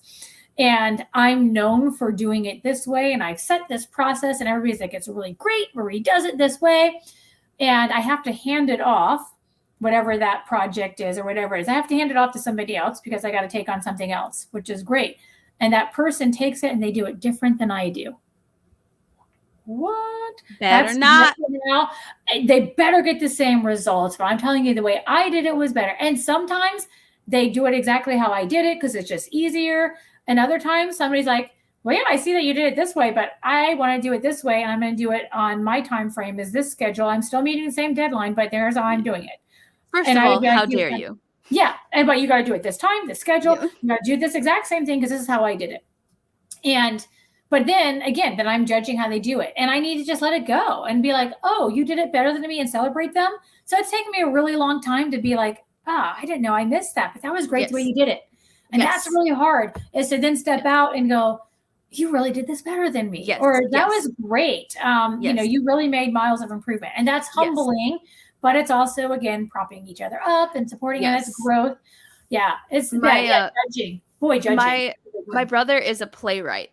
Mm-hmm. And I mean, totally biased, but I think he's very good. And one of the things I've never understood about being a playwright is, how do you watch someone put on the show that you wrote and not be upset the whole time that it doesn't match what you had in your head, as unrealistic as that is. And that's why I could never do that. That's why I could never be a playwright. That's why he's so much better at it than I am. Because even if they did a great job, even if they just did a really great job, if it was different than what I had up here, I would lose it. I would be so uncomfortable. I'd never be able to go and see these things. And he watches these things. And like, it's that mentality where I'm like, am I a control freak? Is that probably? Yeah, probably so. A healthy dose of control freak, but like, it's hard to let things go and to let people do it differently. Yeah, and that judgment is just such a natural, where again, even if they're doing a great job, even if the person you hand your work off to does a great job, they get it done in time, they achieve the goal, you're still like, but it wasn't the way that I wanted to do it. Well, but then on the other hand, if you look at your brother, so he writes this, this screenplay, this play, he's seeing it come to life though. So maybe it's not his exact vision, but look what I did, and it's coming to life, and look at everybody enjoying it. So flipping that, if I look inwardly, now that you say it kind of that way about the work thing, is, okay, I set the base for this. I came up with this idea. I solved a problem. And now you're bringing it to life, and you're keeping it alive, and you're doing it different. Yeah. And maybe you recognize there's a shift or a change that needs to be done, and you're doing that. So that's great. So I think maybe looking at it, that's my Oprah aha moment was, maybe I shouldn't be so concerned about handing that off and seeing how somebody does it, Now, if they do it wrong and it comes back to me that I didn't train them well, then that's a whole different story. Yeah. But if they change it and they do it and it's still the same results or better results, I should be celebrating that. Well, and the interesting part is, I can watch his plays and go, wow, look at this come to life. Look at your hard work. Like, a whole team of people put money into, they read your script and they said, we want to spend money on this. Wow, look at that. That is so cool. And I can't give myself that same grace. That's the wild part about it, is for him, I can say that all day long. I can be like, wow, how cool is that? They had a totally different vision, and yet it's so cool. Okay. So that's the other part of this, right? Is, so there's humility, right? So there's the judging and all of that. And so the other thing that is hard to get over, since we're talking about that, is, you just said it, like, you'd be so hard on yourself. I'm really hard on myself, right? Because we weren't allowed to have any kind of ego. We weren't allowed to put any of that out there, because that's not humility in front of God. And so to think that I did a good job, that is narcissistic and I'm not, and all of those things. So that was also really hard the first time, and, you read all those books, how, a woman's got to claim her spot in the workplace. I need to, toot their own horn and all of those things. It was hard to do it. And then I had to do it in a way that I wasn't slapping people in the face, but it was just like, so it's a balancing. I'm still trying to figure out, but that was the other part of it is, learning how to not be so ego. Like I was like ego. You're not supposed to have ego. So to brag on yourself and put it out there was a bad thing to do. And even now, years later, even working with a coach, how do I get it across that I am doing these things and I am brilliant? And they need to see this because in the next step of my career, they have to know I'm doing these things, but I'm bragging about it and I'm not supposed to brag about it. So, Yes. There's that as well. So yeah, those things come up. But yeah, it's hard to set that aside Yeah. and it's hard Yeah. to do that. And I know there's an appropriate way to do it. I think I do it appropriately. And then there's sometimes like, well, that sounded like, like I was just, totally the only one who had that brilliant idea and it wasn't a team thing. So, yeah, but again, it's all that emotional intelligence and awareness, all that stuff that comes into play that we did not learn very well growing up in the church about emotional awareness and being concerned about what others might think or how to approach them, or how to collaborate and do that. So, there's so many missed opportunities. And I go back to these shows where I watch, and this one, Welcome to Plathville, this, oldest son and his wife who are having problems. My heart goes out to this guy because when you hear him try to think and speak, he's so comfortable being on his own, and there's nothing wrong with that. He doesn't know how to have hard conversations. He struggles with that. Yes. And it's painful. And I see him try. And I think it's great that he's tried. And he and his wife have tried to do some counseling and that kind of thing. And her family was slightly more liberal. So she's a little bit more open to these things. And it's hard because I feel like when I'm watching him just struggle in his head. Like, how do I do this? Like, I'm an adult. I'm doing these things. I'm kind of caught in this thing with my wife and my family. I love my wife, but I want to have a relationship with my family. Yes. And he doesn't always, when you watch, make some of the best decisions. So when you watch that, like, it doesn't look like a very good decision. And it's awkward. And you can tell it's hard for him. And that's part of it's interesting watching. So my heart goes out watching him try to have this relationship. And then I watch and I see where his wife wants this relationship. And I think she really tries to help him along. Yeah. But she's also not a licensed therapist and she's trying to help him along in a way. And, and so there's that whole balancing, but I can see where he doesn't want to have this. He's super humble and he's super, has this, and she's exploring and she's more willing to do that. So it's an interesting challenge. And interesting to watch those shows. So that's why I'm drawn because I see that struggle and I just want to call him and say, I know what it feels like, Yeah, I've been there. TV. It gets better. Don't befriend the Duggars. Stay away from them. At least the parents. Yeah. Is there anything that you learned or that you got used to from your days in the worldwide church that you still keep with you? Like any habits or anything where you're like, despite everything else that I disagree with and hated about it, this is still a good idea and I still keep it with me, or it's valuable to me. My legs crossed underneath me. Does that count? I feel like that's a trauma response. I don't feel like that cuts my foot off, right? I feel like that's a trauma response. Yeah. So yeah, I still can't get past that. At some point, my knees are not going to be able to do that anymore. That's like what are those movies like Paranormal Activity? That's giving me those kind of vibes. Yeah, it is. It is. It's really crazy. But again, that's not.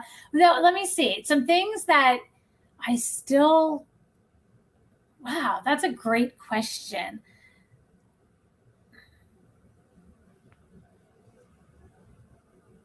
I think there's still this strong sense of, well, I can't say family because my family wasn't a very strong family.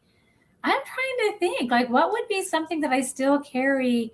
Or maybe something else that might be an option is like you do things the opposite of the way they did. Like you learned by doing the opposite. So for example, you said family, maybe you learned by having the type of family you didn't want to have, how to have a family. I mean, or how to interact in a family. Yeah. So I think earlier we talked about how Mike's family was pretty accepting of me. Yeah. His family has their own equal set of dysfunctions. Yeah.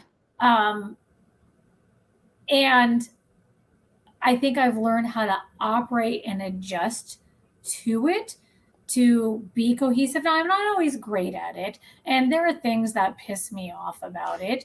And I call her my sister-in-law, even though not married, but she's Mike's sister-in-law, and she's like 2 weeks younger than me, blonde like me. We're like the same age, right?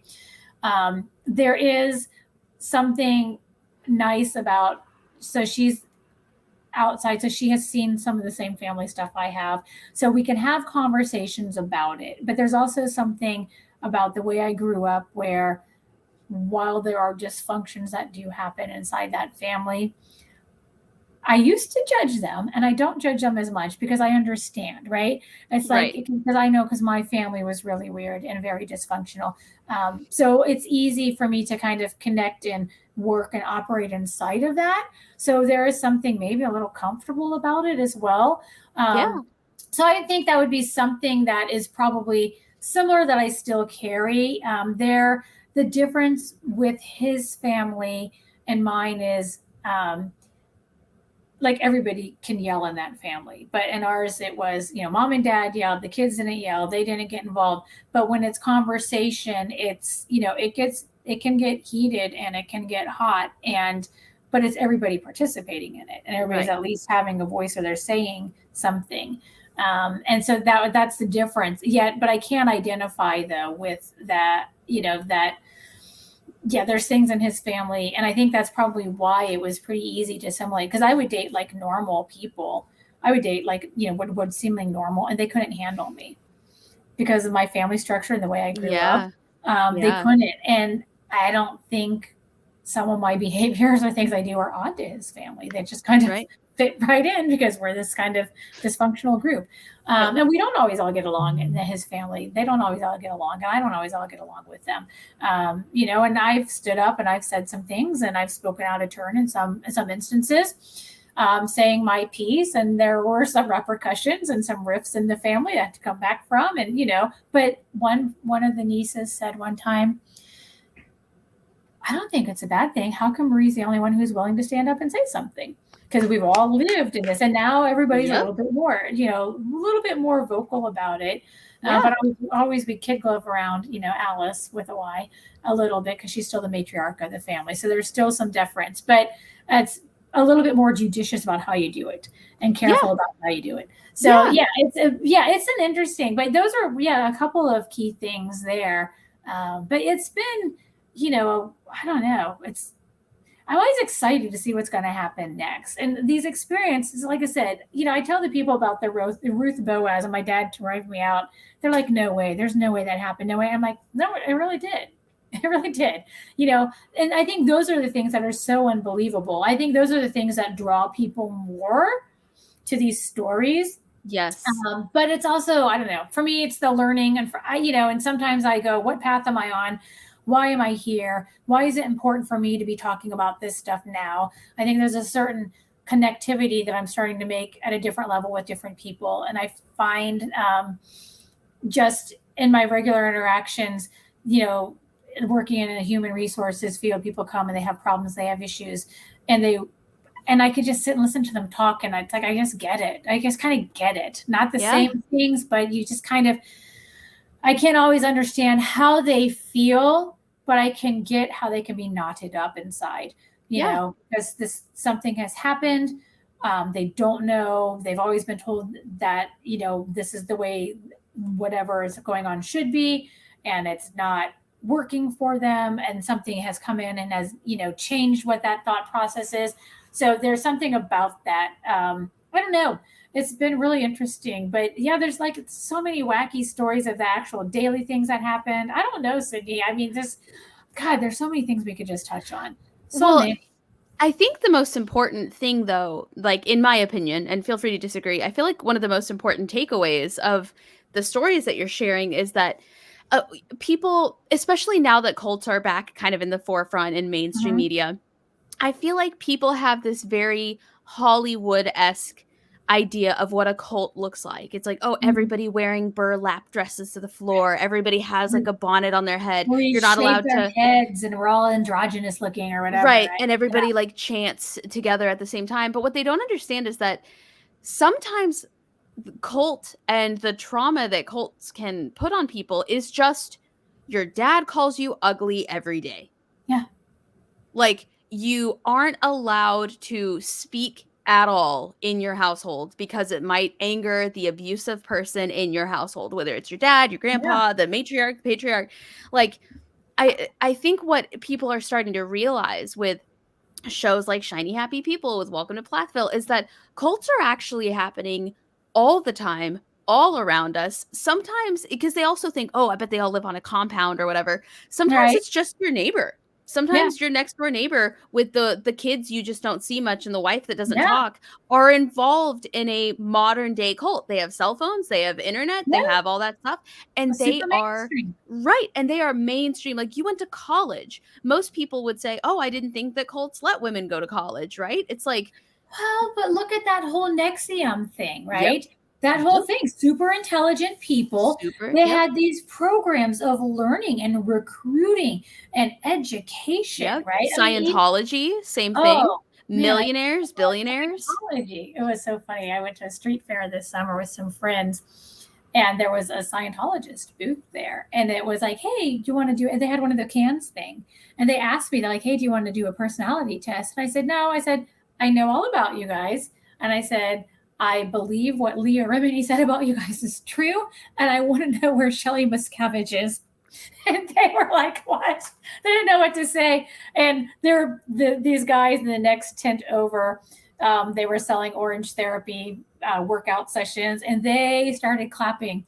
They were like, "Oh my God, you said everything like we wanted to say." But I'm like, I don't think, I said, "I'm pretty sure I know my own personality and it might be a little Yeah. bit wacky, but I don't need to hold your Coke cans to know this." It was so crazy. I was like, I don't know where that came from. Of course, I had a couple of glasses of wine with my friend as we were wandering around this street fair, but I was just like, but I was like, I want to know where Shelley Miscavige is.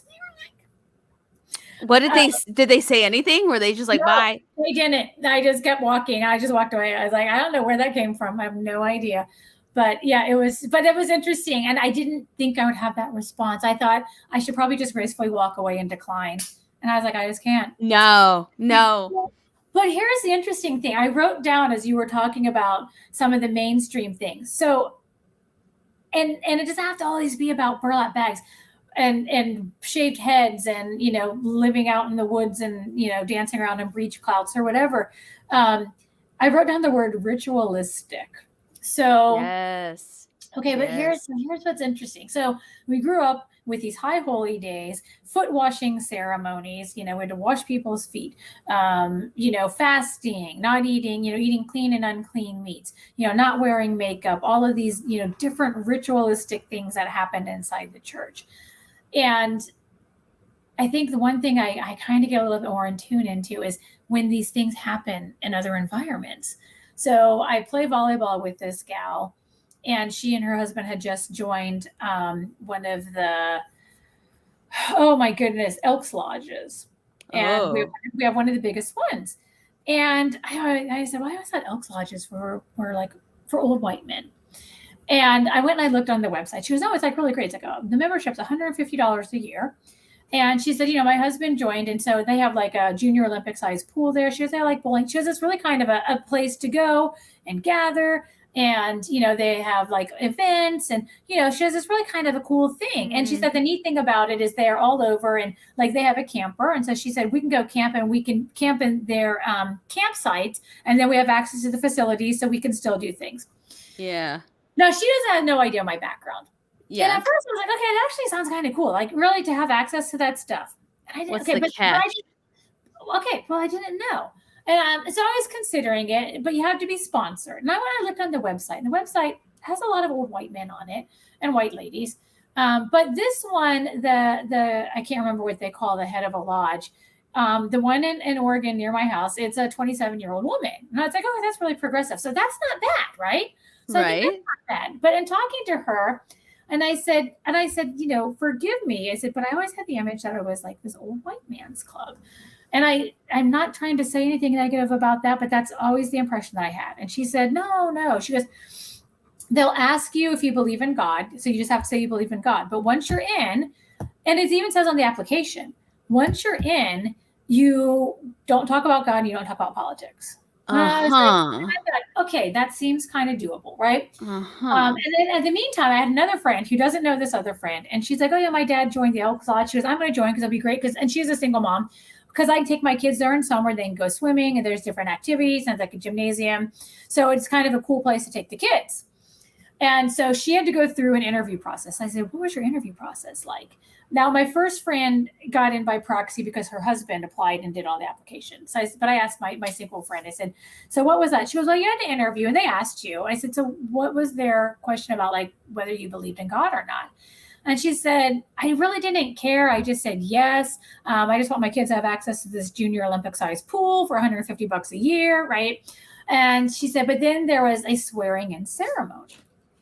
And so I said, well, when is this swearing in ceremony? And she goes, oh, it's going to be this whatever Sunday night. And I was joking with her. I said, so like, do you need to like wear a cloak? I go, do we need to go shopping together and like buy you a purple cloak? I said, I think I know where I can get my hands on a goat if you need to bring a goat to sacrifice. So I'm joking with her. She's like, I don't think it's anything like that. And I said, well, I'll be curious to know what this swearing in ceremony is like. And so she goes through the ceremony and I checked in with her a couple of days later. I said, how was it? Are you like a full-fledged elk? She said, yeah. And I said, what was the ceremony like? She was only like an hour. She was, it was just really boring. And I said, well, what was it like? She said, oh, there was like 20 other people who were initiating at the time. And she said, so they recite things and they have you recite things. And she said, then there's this thing where it's like you sit in silence for like 3 minutes. And then there's this thing where they do like 11 bells. I'm like, do they tell you what this is? She's like, no, but I just did it because now my kids have access to this junior Olympic sized pool. She said, if you ever want to go in, like they have these great Christmas bazaars, if you want to go, because we know we go and shop together. And she said, and the bars, they have like drinks. You can get really good drinks there. They're really cheap if you want to get a drink. I'm like, okay. But it was just, and so I had been considering it. But then when I heard about this. That's a cult. Okay. Yes. And so my friend from volleyball, again, not knowing my background, she was saying, yeah, this is like, it's really great. And, but if you want to, she said, because, we would sponsor you because you have to have 2 sponsors. And my friend's like, yeah, my dad would sponsor you if you needed to, and I was like, so I've really backed off of that idea a lot. Right. So it's like an MLM cult. It was really interesting, but it's $150 a month. And the person who is, I can't remember the term they call them. I keep wanting to say Grand Poobah, and it's not Grand Poobah. But, over that chapter, that lodge, it's like a 27-year-old woman. So I thought, well, it can't just be a bunch of old white people. So it was just real. And I whispered. Well, Nixium was a 30-year-old actress, wasn't it? It was started by that Keith Raniere. And then the actress, Allison Mack, got in on that. And then the people they recruited, what was it? The gals who were the heirs to the Seagrams company, like they pay for all the lawyers for Nexium, all that stuff, right? But it was really interesting. So really super intelligent people. And I asked my friend, I said, so do they? She said, no, we don't talk about God. We don't talk about politics or anything like that. And I'm like, okay, but it was really interesting. So I was like, yeah, people like you and I, immediately red flags go up. We're like, yeah. And I was like, oh, that doesn't sit right. I don't think I can go through this ritual thing. I've like been there, done that. So not to that degree, because you don't have to go to that level to join worldwide. But then the other thing. I can tell you that also for $150 a month, you can just join Lifetime Fitness and they have a giant pool and they have a bar and they have a massage parlor and you don't have to do any of that shit. So, but you could go to any lodge and have access to any of the facilities across the. So it was a really interesting. But the funny thing is when I was mentioning it to Mike and I said, my friend was talking about the Elk Lodge. And he's like, well, my parents used to go. They weren't members, but they would go and hang out with friends.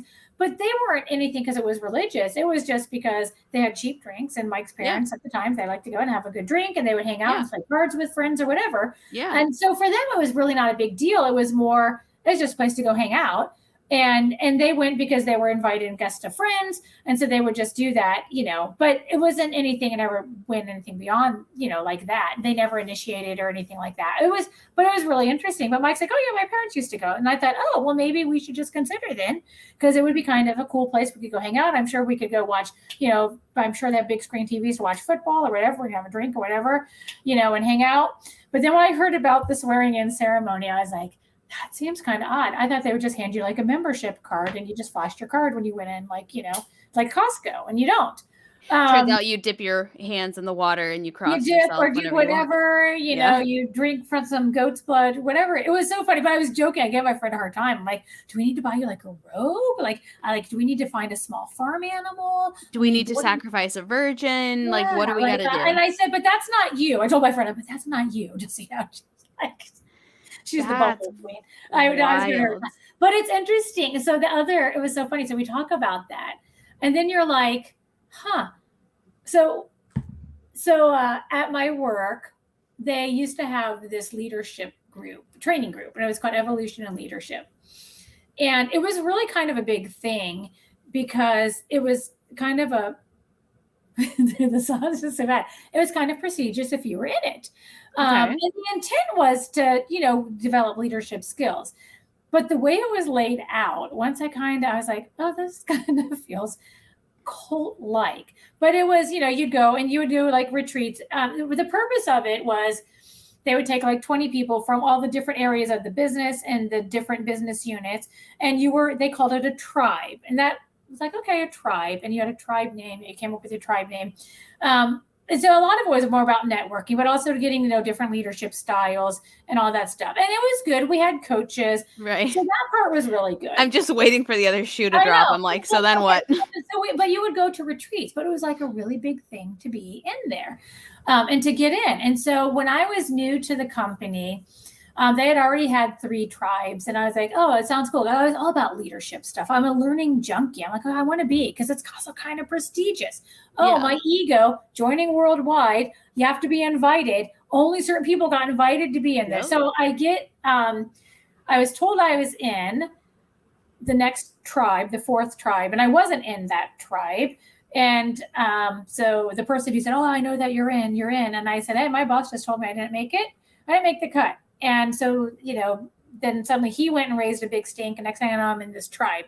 So my sense of ego, like going to the college where God placed his name, like, I am going to this leadership tribe. Great people that I work with. Standard leadership things that you do, activities about how communication. So nothing really weird about it at all, right? Then there's another tribe and another leadership group, but they all kind of have their own identity. And I actually went and I spoke at one of them as a guest speaker for one of the groups graduating. And I did a whole thing around, so as I used the thing tribes, I was like, I talked about the whole thing about, so I said, like, we're all tribes, but it's collectively, what do we do when we come together? We all have these things that we've learned, leadership styles. So I talked about Tecumseh. And so it was right after I'd gone to, Mike is Native American. We had gone to a powwow. And so in the powwow, there were some other small tribes that had been invited to be part of the powwow, and they joined in as family because they were smaller groups. So they just didn't have that family. So then the guy did this, he did this prayer in the Cowlitz tongue about, we come together, we join together as family, we have a good time, we're here to celebrate. And, and I had recorded that. So I played this and I said, but it's like Tecumseh, like we're all tribes. And he united these tribes. Now, granted, it was for the purpose of becoming stronger and banding together to, fight against everybody stealing the territory. But the premise was, we're all together, we're learning. So how do we become stronger? So that was how I spoke about it. We're just all stronger together and we're sharing. I didn't think that was such a bad thing, right? So then, oh, goodness. So I speak there. So then at the time, our CEO, he gets invited to this, I don't know, some meeting. And he said, hey, I want any of the people who are graduates of the EIL program, if you can show up at this event tonight. He said, I'm going to share about, how we talk about the value of love at work and how we, come together and we're open with each other. And so there are some of the folks from all the different tribes. There were about 20 of us. We showed up and he said, okay, I'm going to do this thing we used to do in this leadership group.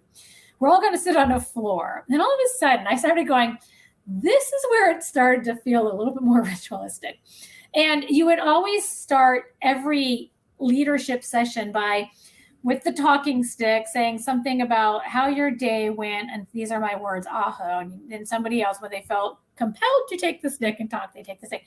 So we're sitting in front of this forum of all these people on this stage as adults. And I'm like, this feels kind of weird. But I said something appropriate. These are my words, aho, and everybody ahoed. And, we did that back and forth. And I was like, that whole thing felt kind of cold. It was like, I have to be part of this program. You were cream of the crop if you got into this leadership program. And my boss at the time, he used to be a pastor. And I remember telling him, and they kept asking him, hey, like, you need to go in and you need to be part of this leadership group. And he's like, nah, I don't want to. He said, I'm going to retire in a couple of years. Really? He said, it should be for the younger leaders in the company because they're going to be the futures, right? I'm retiring in a couple of years. Yeah. And I talked to him about it a little bit. And he said, I don't want to say that it's bad because there's a lot of good things that learn from it. He said, but it's just kind of cult-like how you can't talk about what happens at evolution of leadership, stays at evolution of leadership, and you can't talk about it. And if you do, and then it was like somewhat kind of ritualistic. It was just really but that's like, those are those experiences where you're like, oh, like the Elks Lodge, I'm like, oh, that feels weird. And it wasn't until after I graduated my tribe, I'm sitting on the floor in a circle with all of these other people who had been in different tribes, but had gone through similar leadership thing. And all of a sudden we just naturally pop into, these are my words, aho, aho. And these are my words, aho, aho. We're all ahoing each other. And yeah. And suddenly you're like, oh no. Yeah, well, it's not looking for the people in the robes and the ones, right. Handing out. It was just like this kind of ritualistic thing and this swearing ceremony. I was just like, oh, so I think those now, when I start seeing, I'm like, oh, that's probably something I'm just going to slowly decline or back away from. So yeah. And when a pastor looks at something and goes, I don't know, looks like a cult to me. Like, yeah, he was a former. Yeah, it was so funny. And he's like, yeah, it's all like this big secret thing, and and he was always so. But he was always so very thoughtful. He's such a very thoughtful guy, and everybody's like, you put out these thoughtful things all the time. Why don't you want to be in this and share your insights with everybody? But yeah, it was really interesting, and I was like, that is interesting. Yeah, it was. And so when we talk about that and some of those things, I'm like, here we are all sitting on a floor in a circle. And you're like, we just popped down into that floor in a circle, no big deal, and just naturally went into that mode. And that's as somebody like you who is keen on looking for signs like that. And then even you can just like still accidentally find yourself in the middle of the floor chanting with people. I had to be in it. The people in the company, they were picked to be in it. Yeah. I had to be in it. I was cream of the crop. Right. And listen, I can't judge either because I tested for Mensa last year, which is arguably one of the biggest cults that you can join nowadays for money. Right. So it's like, I can't judge too much. I'll do the kind of judging I like to do where I judge people while admitting I am also guilty of the same thing, just so I can extra judge, just so I can keep judging. Right. But, so if, say, for example, somebody's listening to this and they're like, that sounds like me. And I know that people do that because they tell me, they say, I listened to Marie talk and that sounds like me. I relate. Like, my God, I'm so judgy. These are my words. Aho is what they're saying, right? Well, what kind of advice would you give to somebody who maybe is deconstructing, or maybe they have left an environment similar to the one you were in and they're not quite sure what to do or where to go, or they're still learning how to kind of interact with people or trust with people on the outside? What would you say to people like that? Hard. That's a really good question. That's a hard one because I would say it's like you want to be careful, but you don't want to be so careful that you don't experience something, but you don't want to also have such loose boundaries that you can fall into something again. I say, because like when I left the church and I was kind of on my own and I was kind of exploring other churches, I had started kind of dating this other guy, and he really wanted me to meet his aunt, and he spoke so highly of his aunt, and she was a wonderful woman. She was really wonderful and such a joy to hang out with. And they were Jehovah's Witnesses. And so she was like, oh yeah, just come to church. So I went to church with a witness, and I was like, there was something somewhat comforting and comfortable about it, because it felt not unlike what I had done before. But then I was just like, but this didn't feel right. And so I think there's going to be times where somebody might explore something. I think it's really hopefully having the awareness that I think it's okay to explore, but if it just doesn't feel right, knowing when it doesn't feel right, just when to back away. And I think that's hard. I think it's really hard because, you're still coming out of whatever you're deconstructing from. So I think that could still be a challenge, not knowing, is it really uncomfortable, or is it a sign and maybe I'm supposed to be uncomfortable because it's pushing me to growth? And I think that's the part, is trying to really understand that. And I guess it would be, before jumping wholeheartedly in both feet, just really pausing and just taking some time to think about it. And that's hard. And somebody might still make a mistake, or I shouldn't say make a mistake.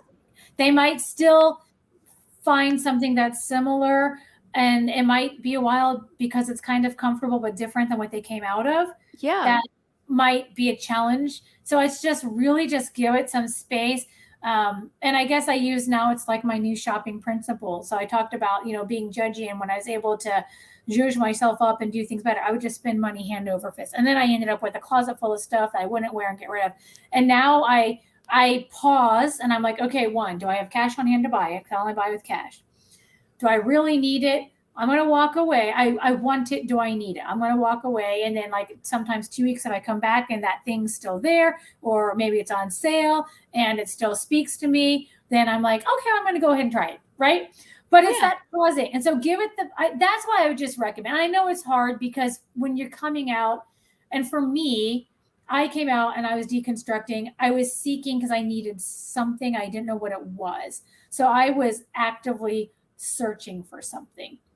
And I think I could have paused, and I didn't jump into anything, but I could have paused. I did, like I said, I went to the Jehovah's Witness church a couple of times, wasn't the worst experience, nice people, but again, I was like, this is starting to feel a little bit too familiar with some of the things I came out of. Right. But I had to go a couple of times to realize that. So I think that would be my advice, is give it a little bit of space, to really think on it.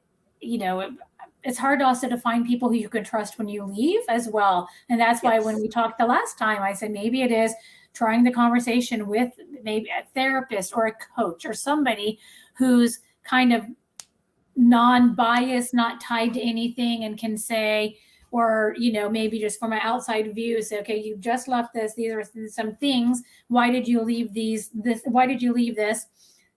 Do any of these reasons why you left look familiar in this new idea that you're looking at, right? And I think there's just, and it's hard though, because you're trying to find something to replace something. Right.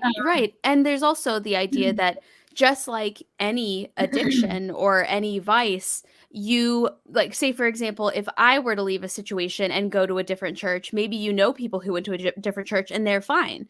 But that doesn't necessarily mean you'll have that same outcome. I know people who can quit smoking cold turkey. I know people who can quit drinking cold turkey, who can quit spending money. Like, it's wild the number of people I've seen succeed in things that I know for a fact took me 5, 6, 7, 8 times. Yeah. And that doesn't mean that I'm any worse than them or they're any better than me. It's just about doing what works best for you and what's healthiest for you and what that means for you, as opposed to comparing yourself, doing that whole judgment thing, comparing yourself to other people. Like, oh, well, so-and-so goes to a Baptist church and they're fine, but I don't know why I feel so uncomfortable. Then don't go.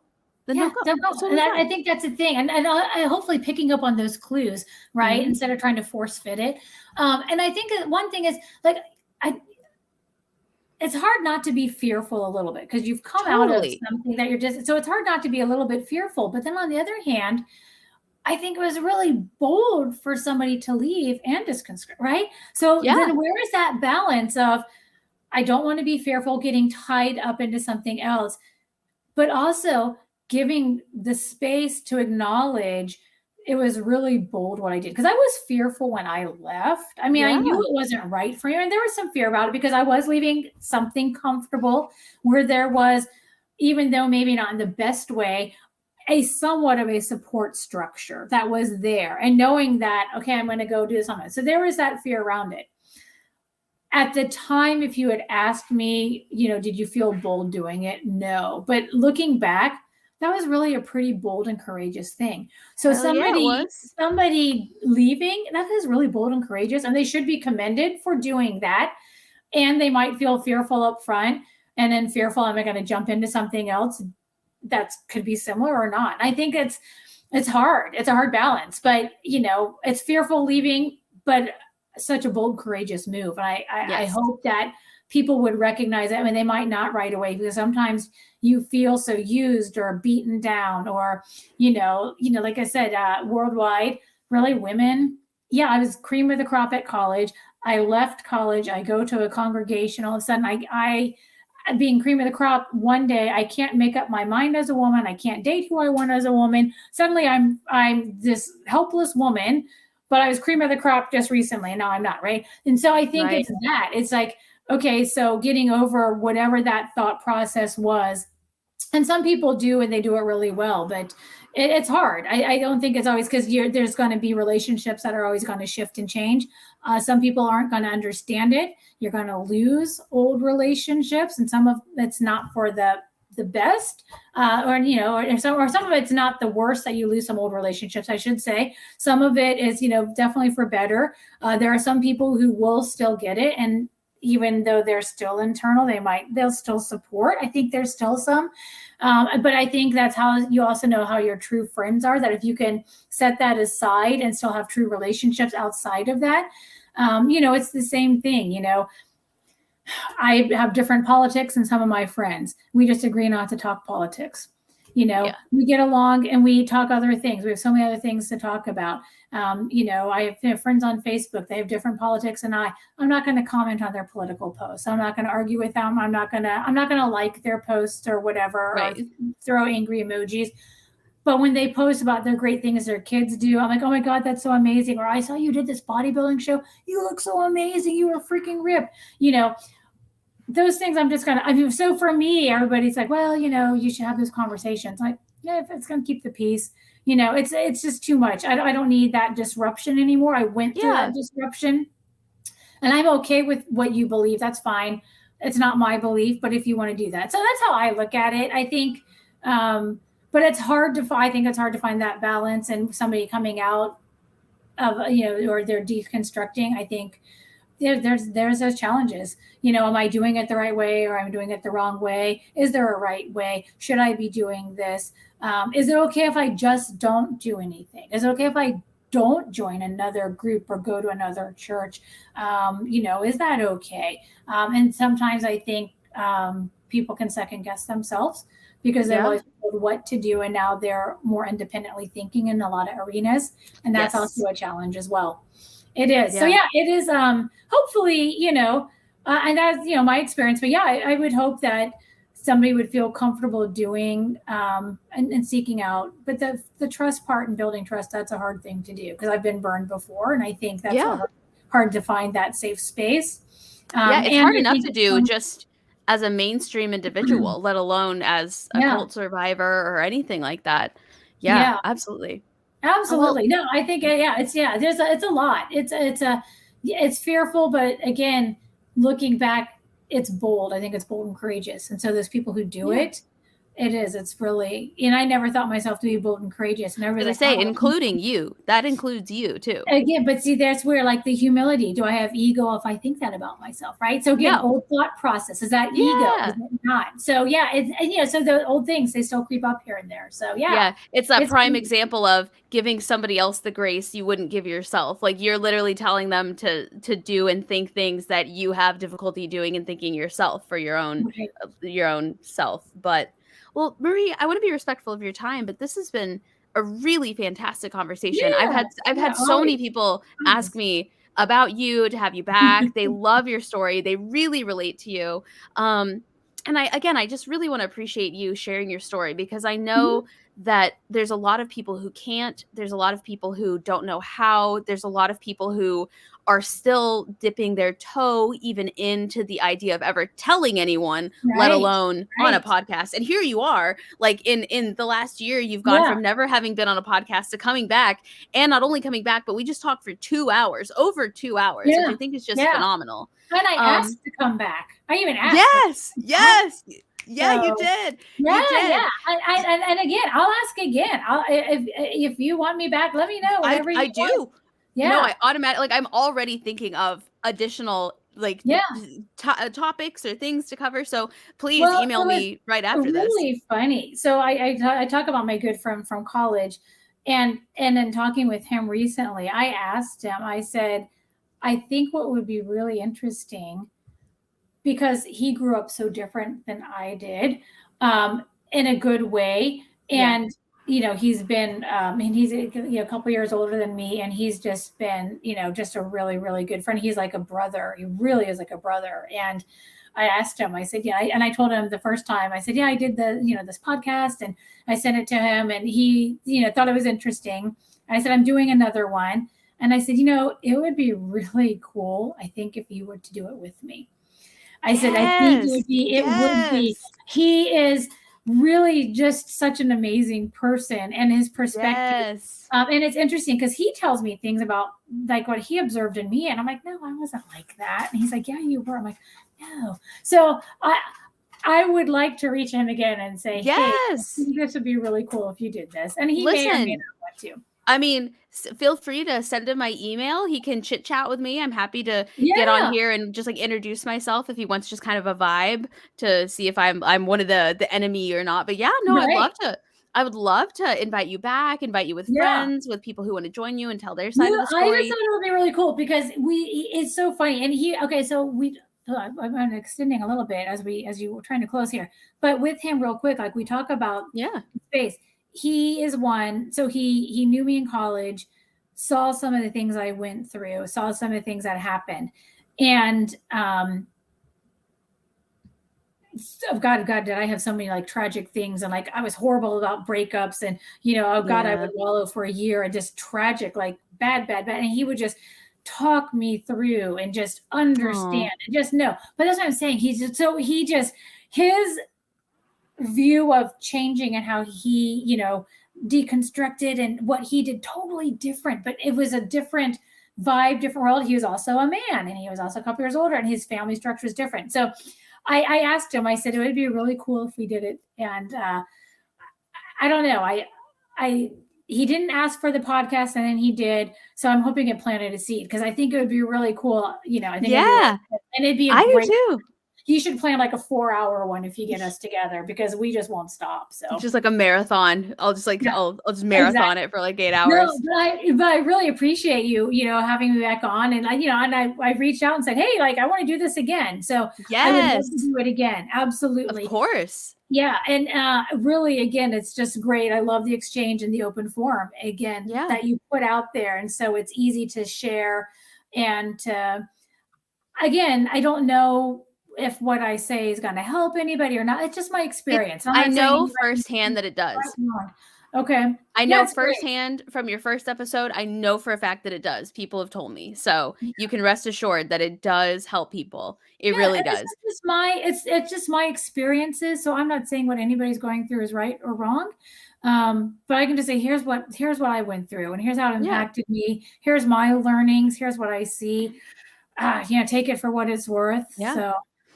Yeah. And for anybody listening, in the description, no matter what platform you're listening on, there should be a link to the website where you can email me. I'll even post my email in the description. If you have questions or comments for Marie, if you have messages for her, if you have just reactions to her episode, email them to me. I'll send them over to her. I'll let her know, like she'll get each and every one of them that you send over. So please let us know your thoughts. If you have something that you'd like to hear Marie talk about, if you have a suggestion, maybe she said something where you're like, I want to know more about that. Let us know that too. We'd love to hear give us what the people want. Tell us what the people want out of Marie so that she can come back and do another episode, maybe Can with I a hear friend, more about maybe Ruth without. and Boaz? I can tell you about Yes. Ruth and Boaz. Yes. Yes. But yeah, thank you so much, Marie. I can tell you Yeah. firsthand, it does help people. And I'm so glad that you asked to come back. And I want to have you back again, no matter what, no matter Yeah, who's with you yeah, or I not would with love you. to. No, this is great. I like I said, I love the forum. I love the opportunity, and there is something therapeutic for me in this as well. Still, just to be able to, and hopefully, like I said, if somebody gleans something or resonates or it just helps give a spark an idea of something, that's awesome. If they So glean something other than a farmer's field, no gleaning farmer's field.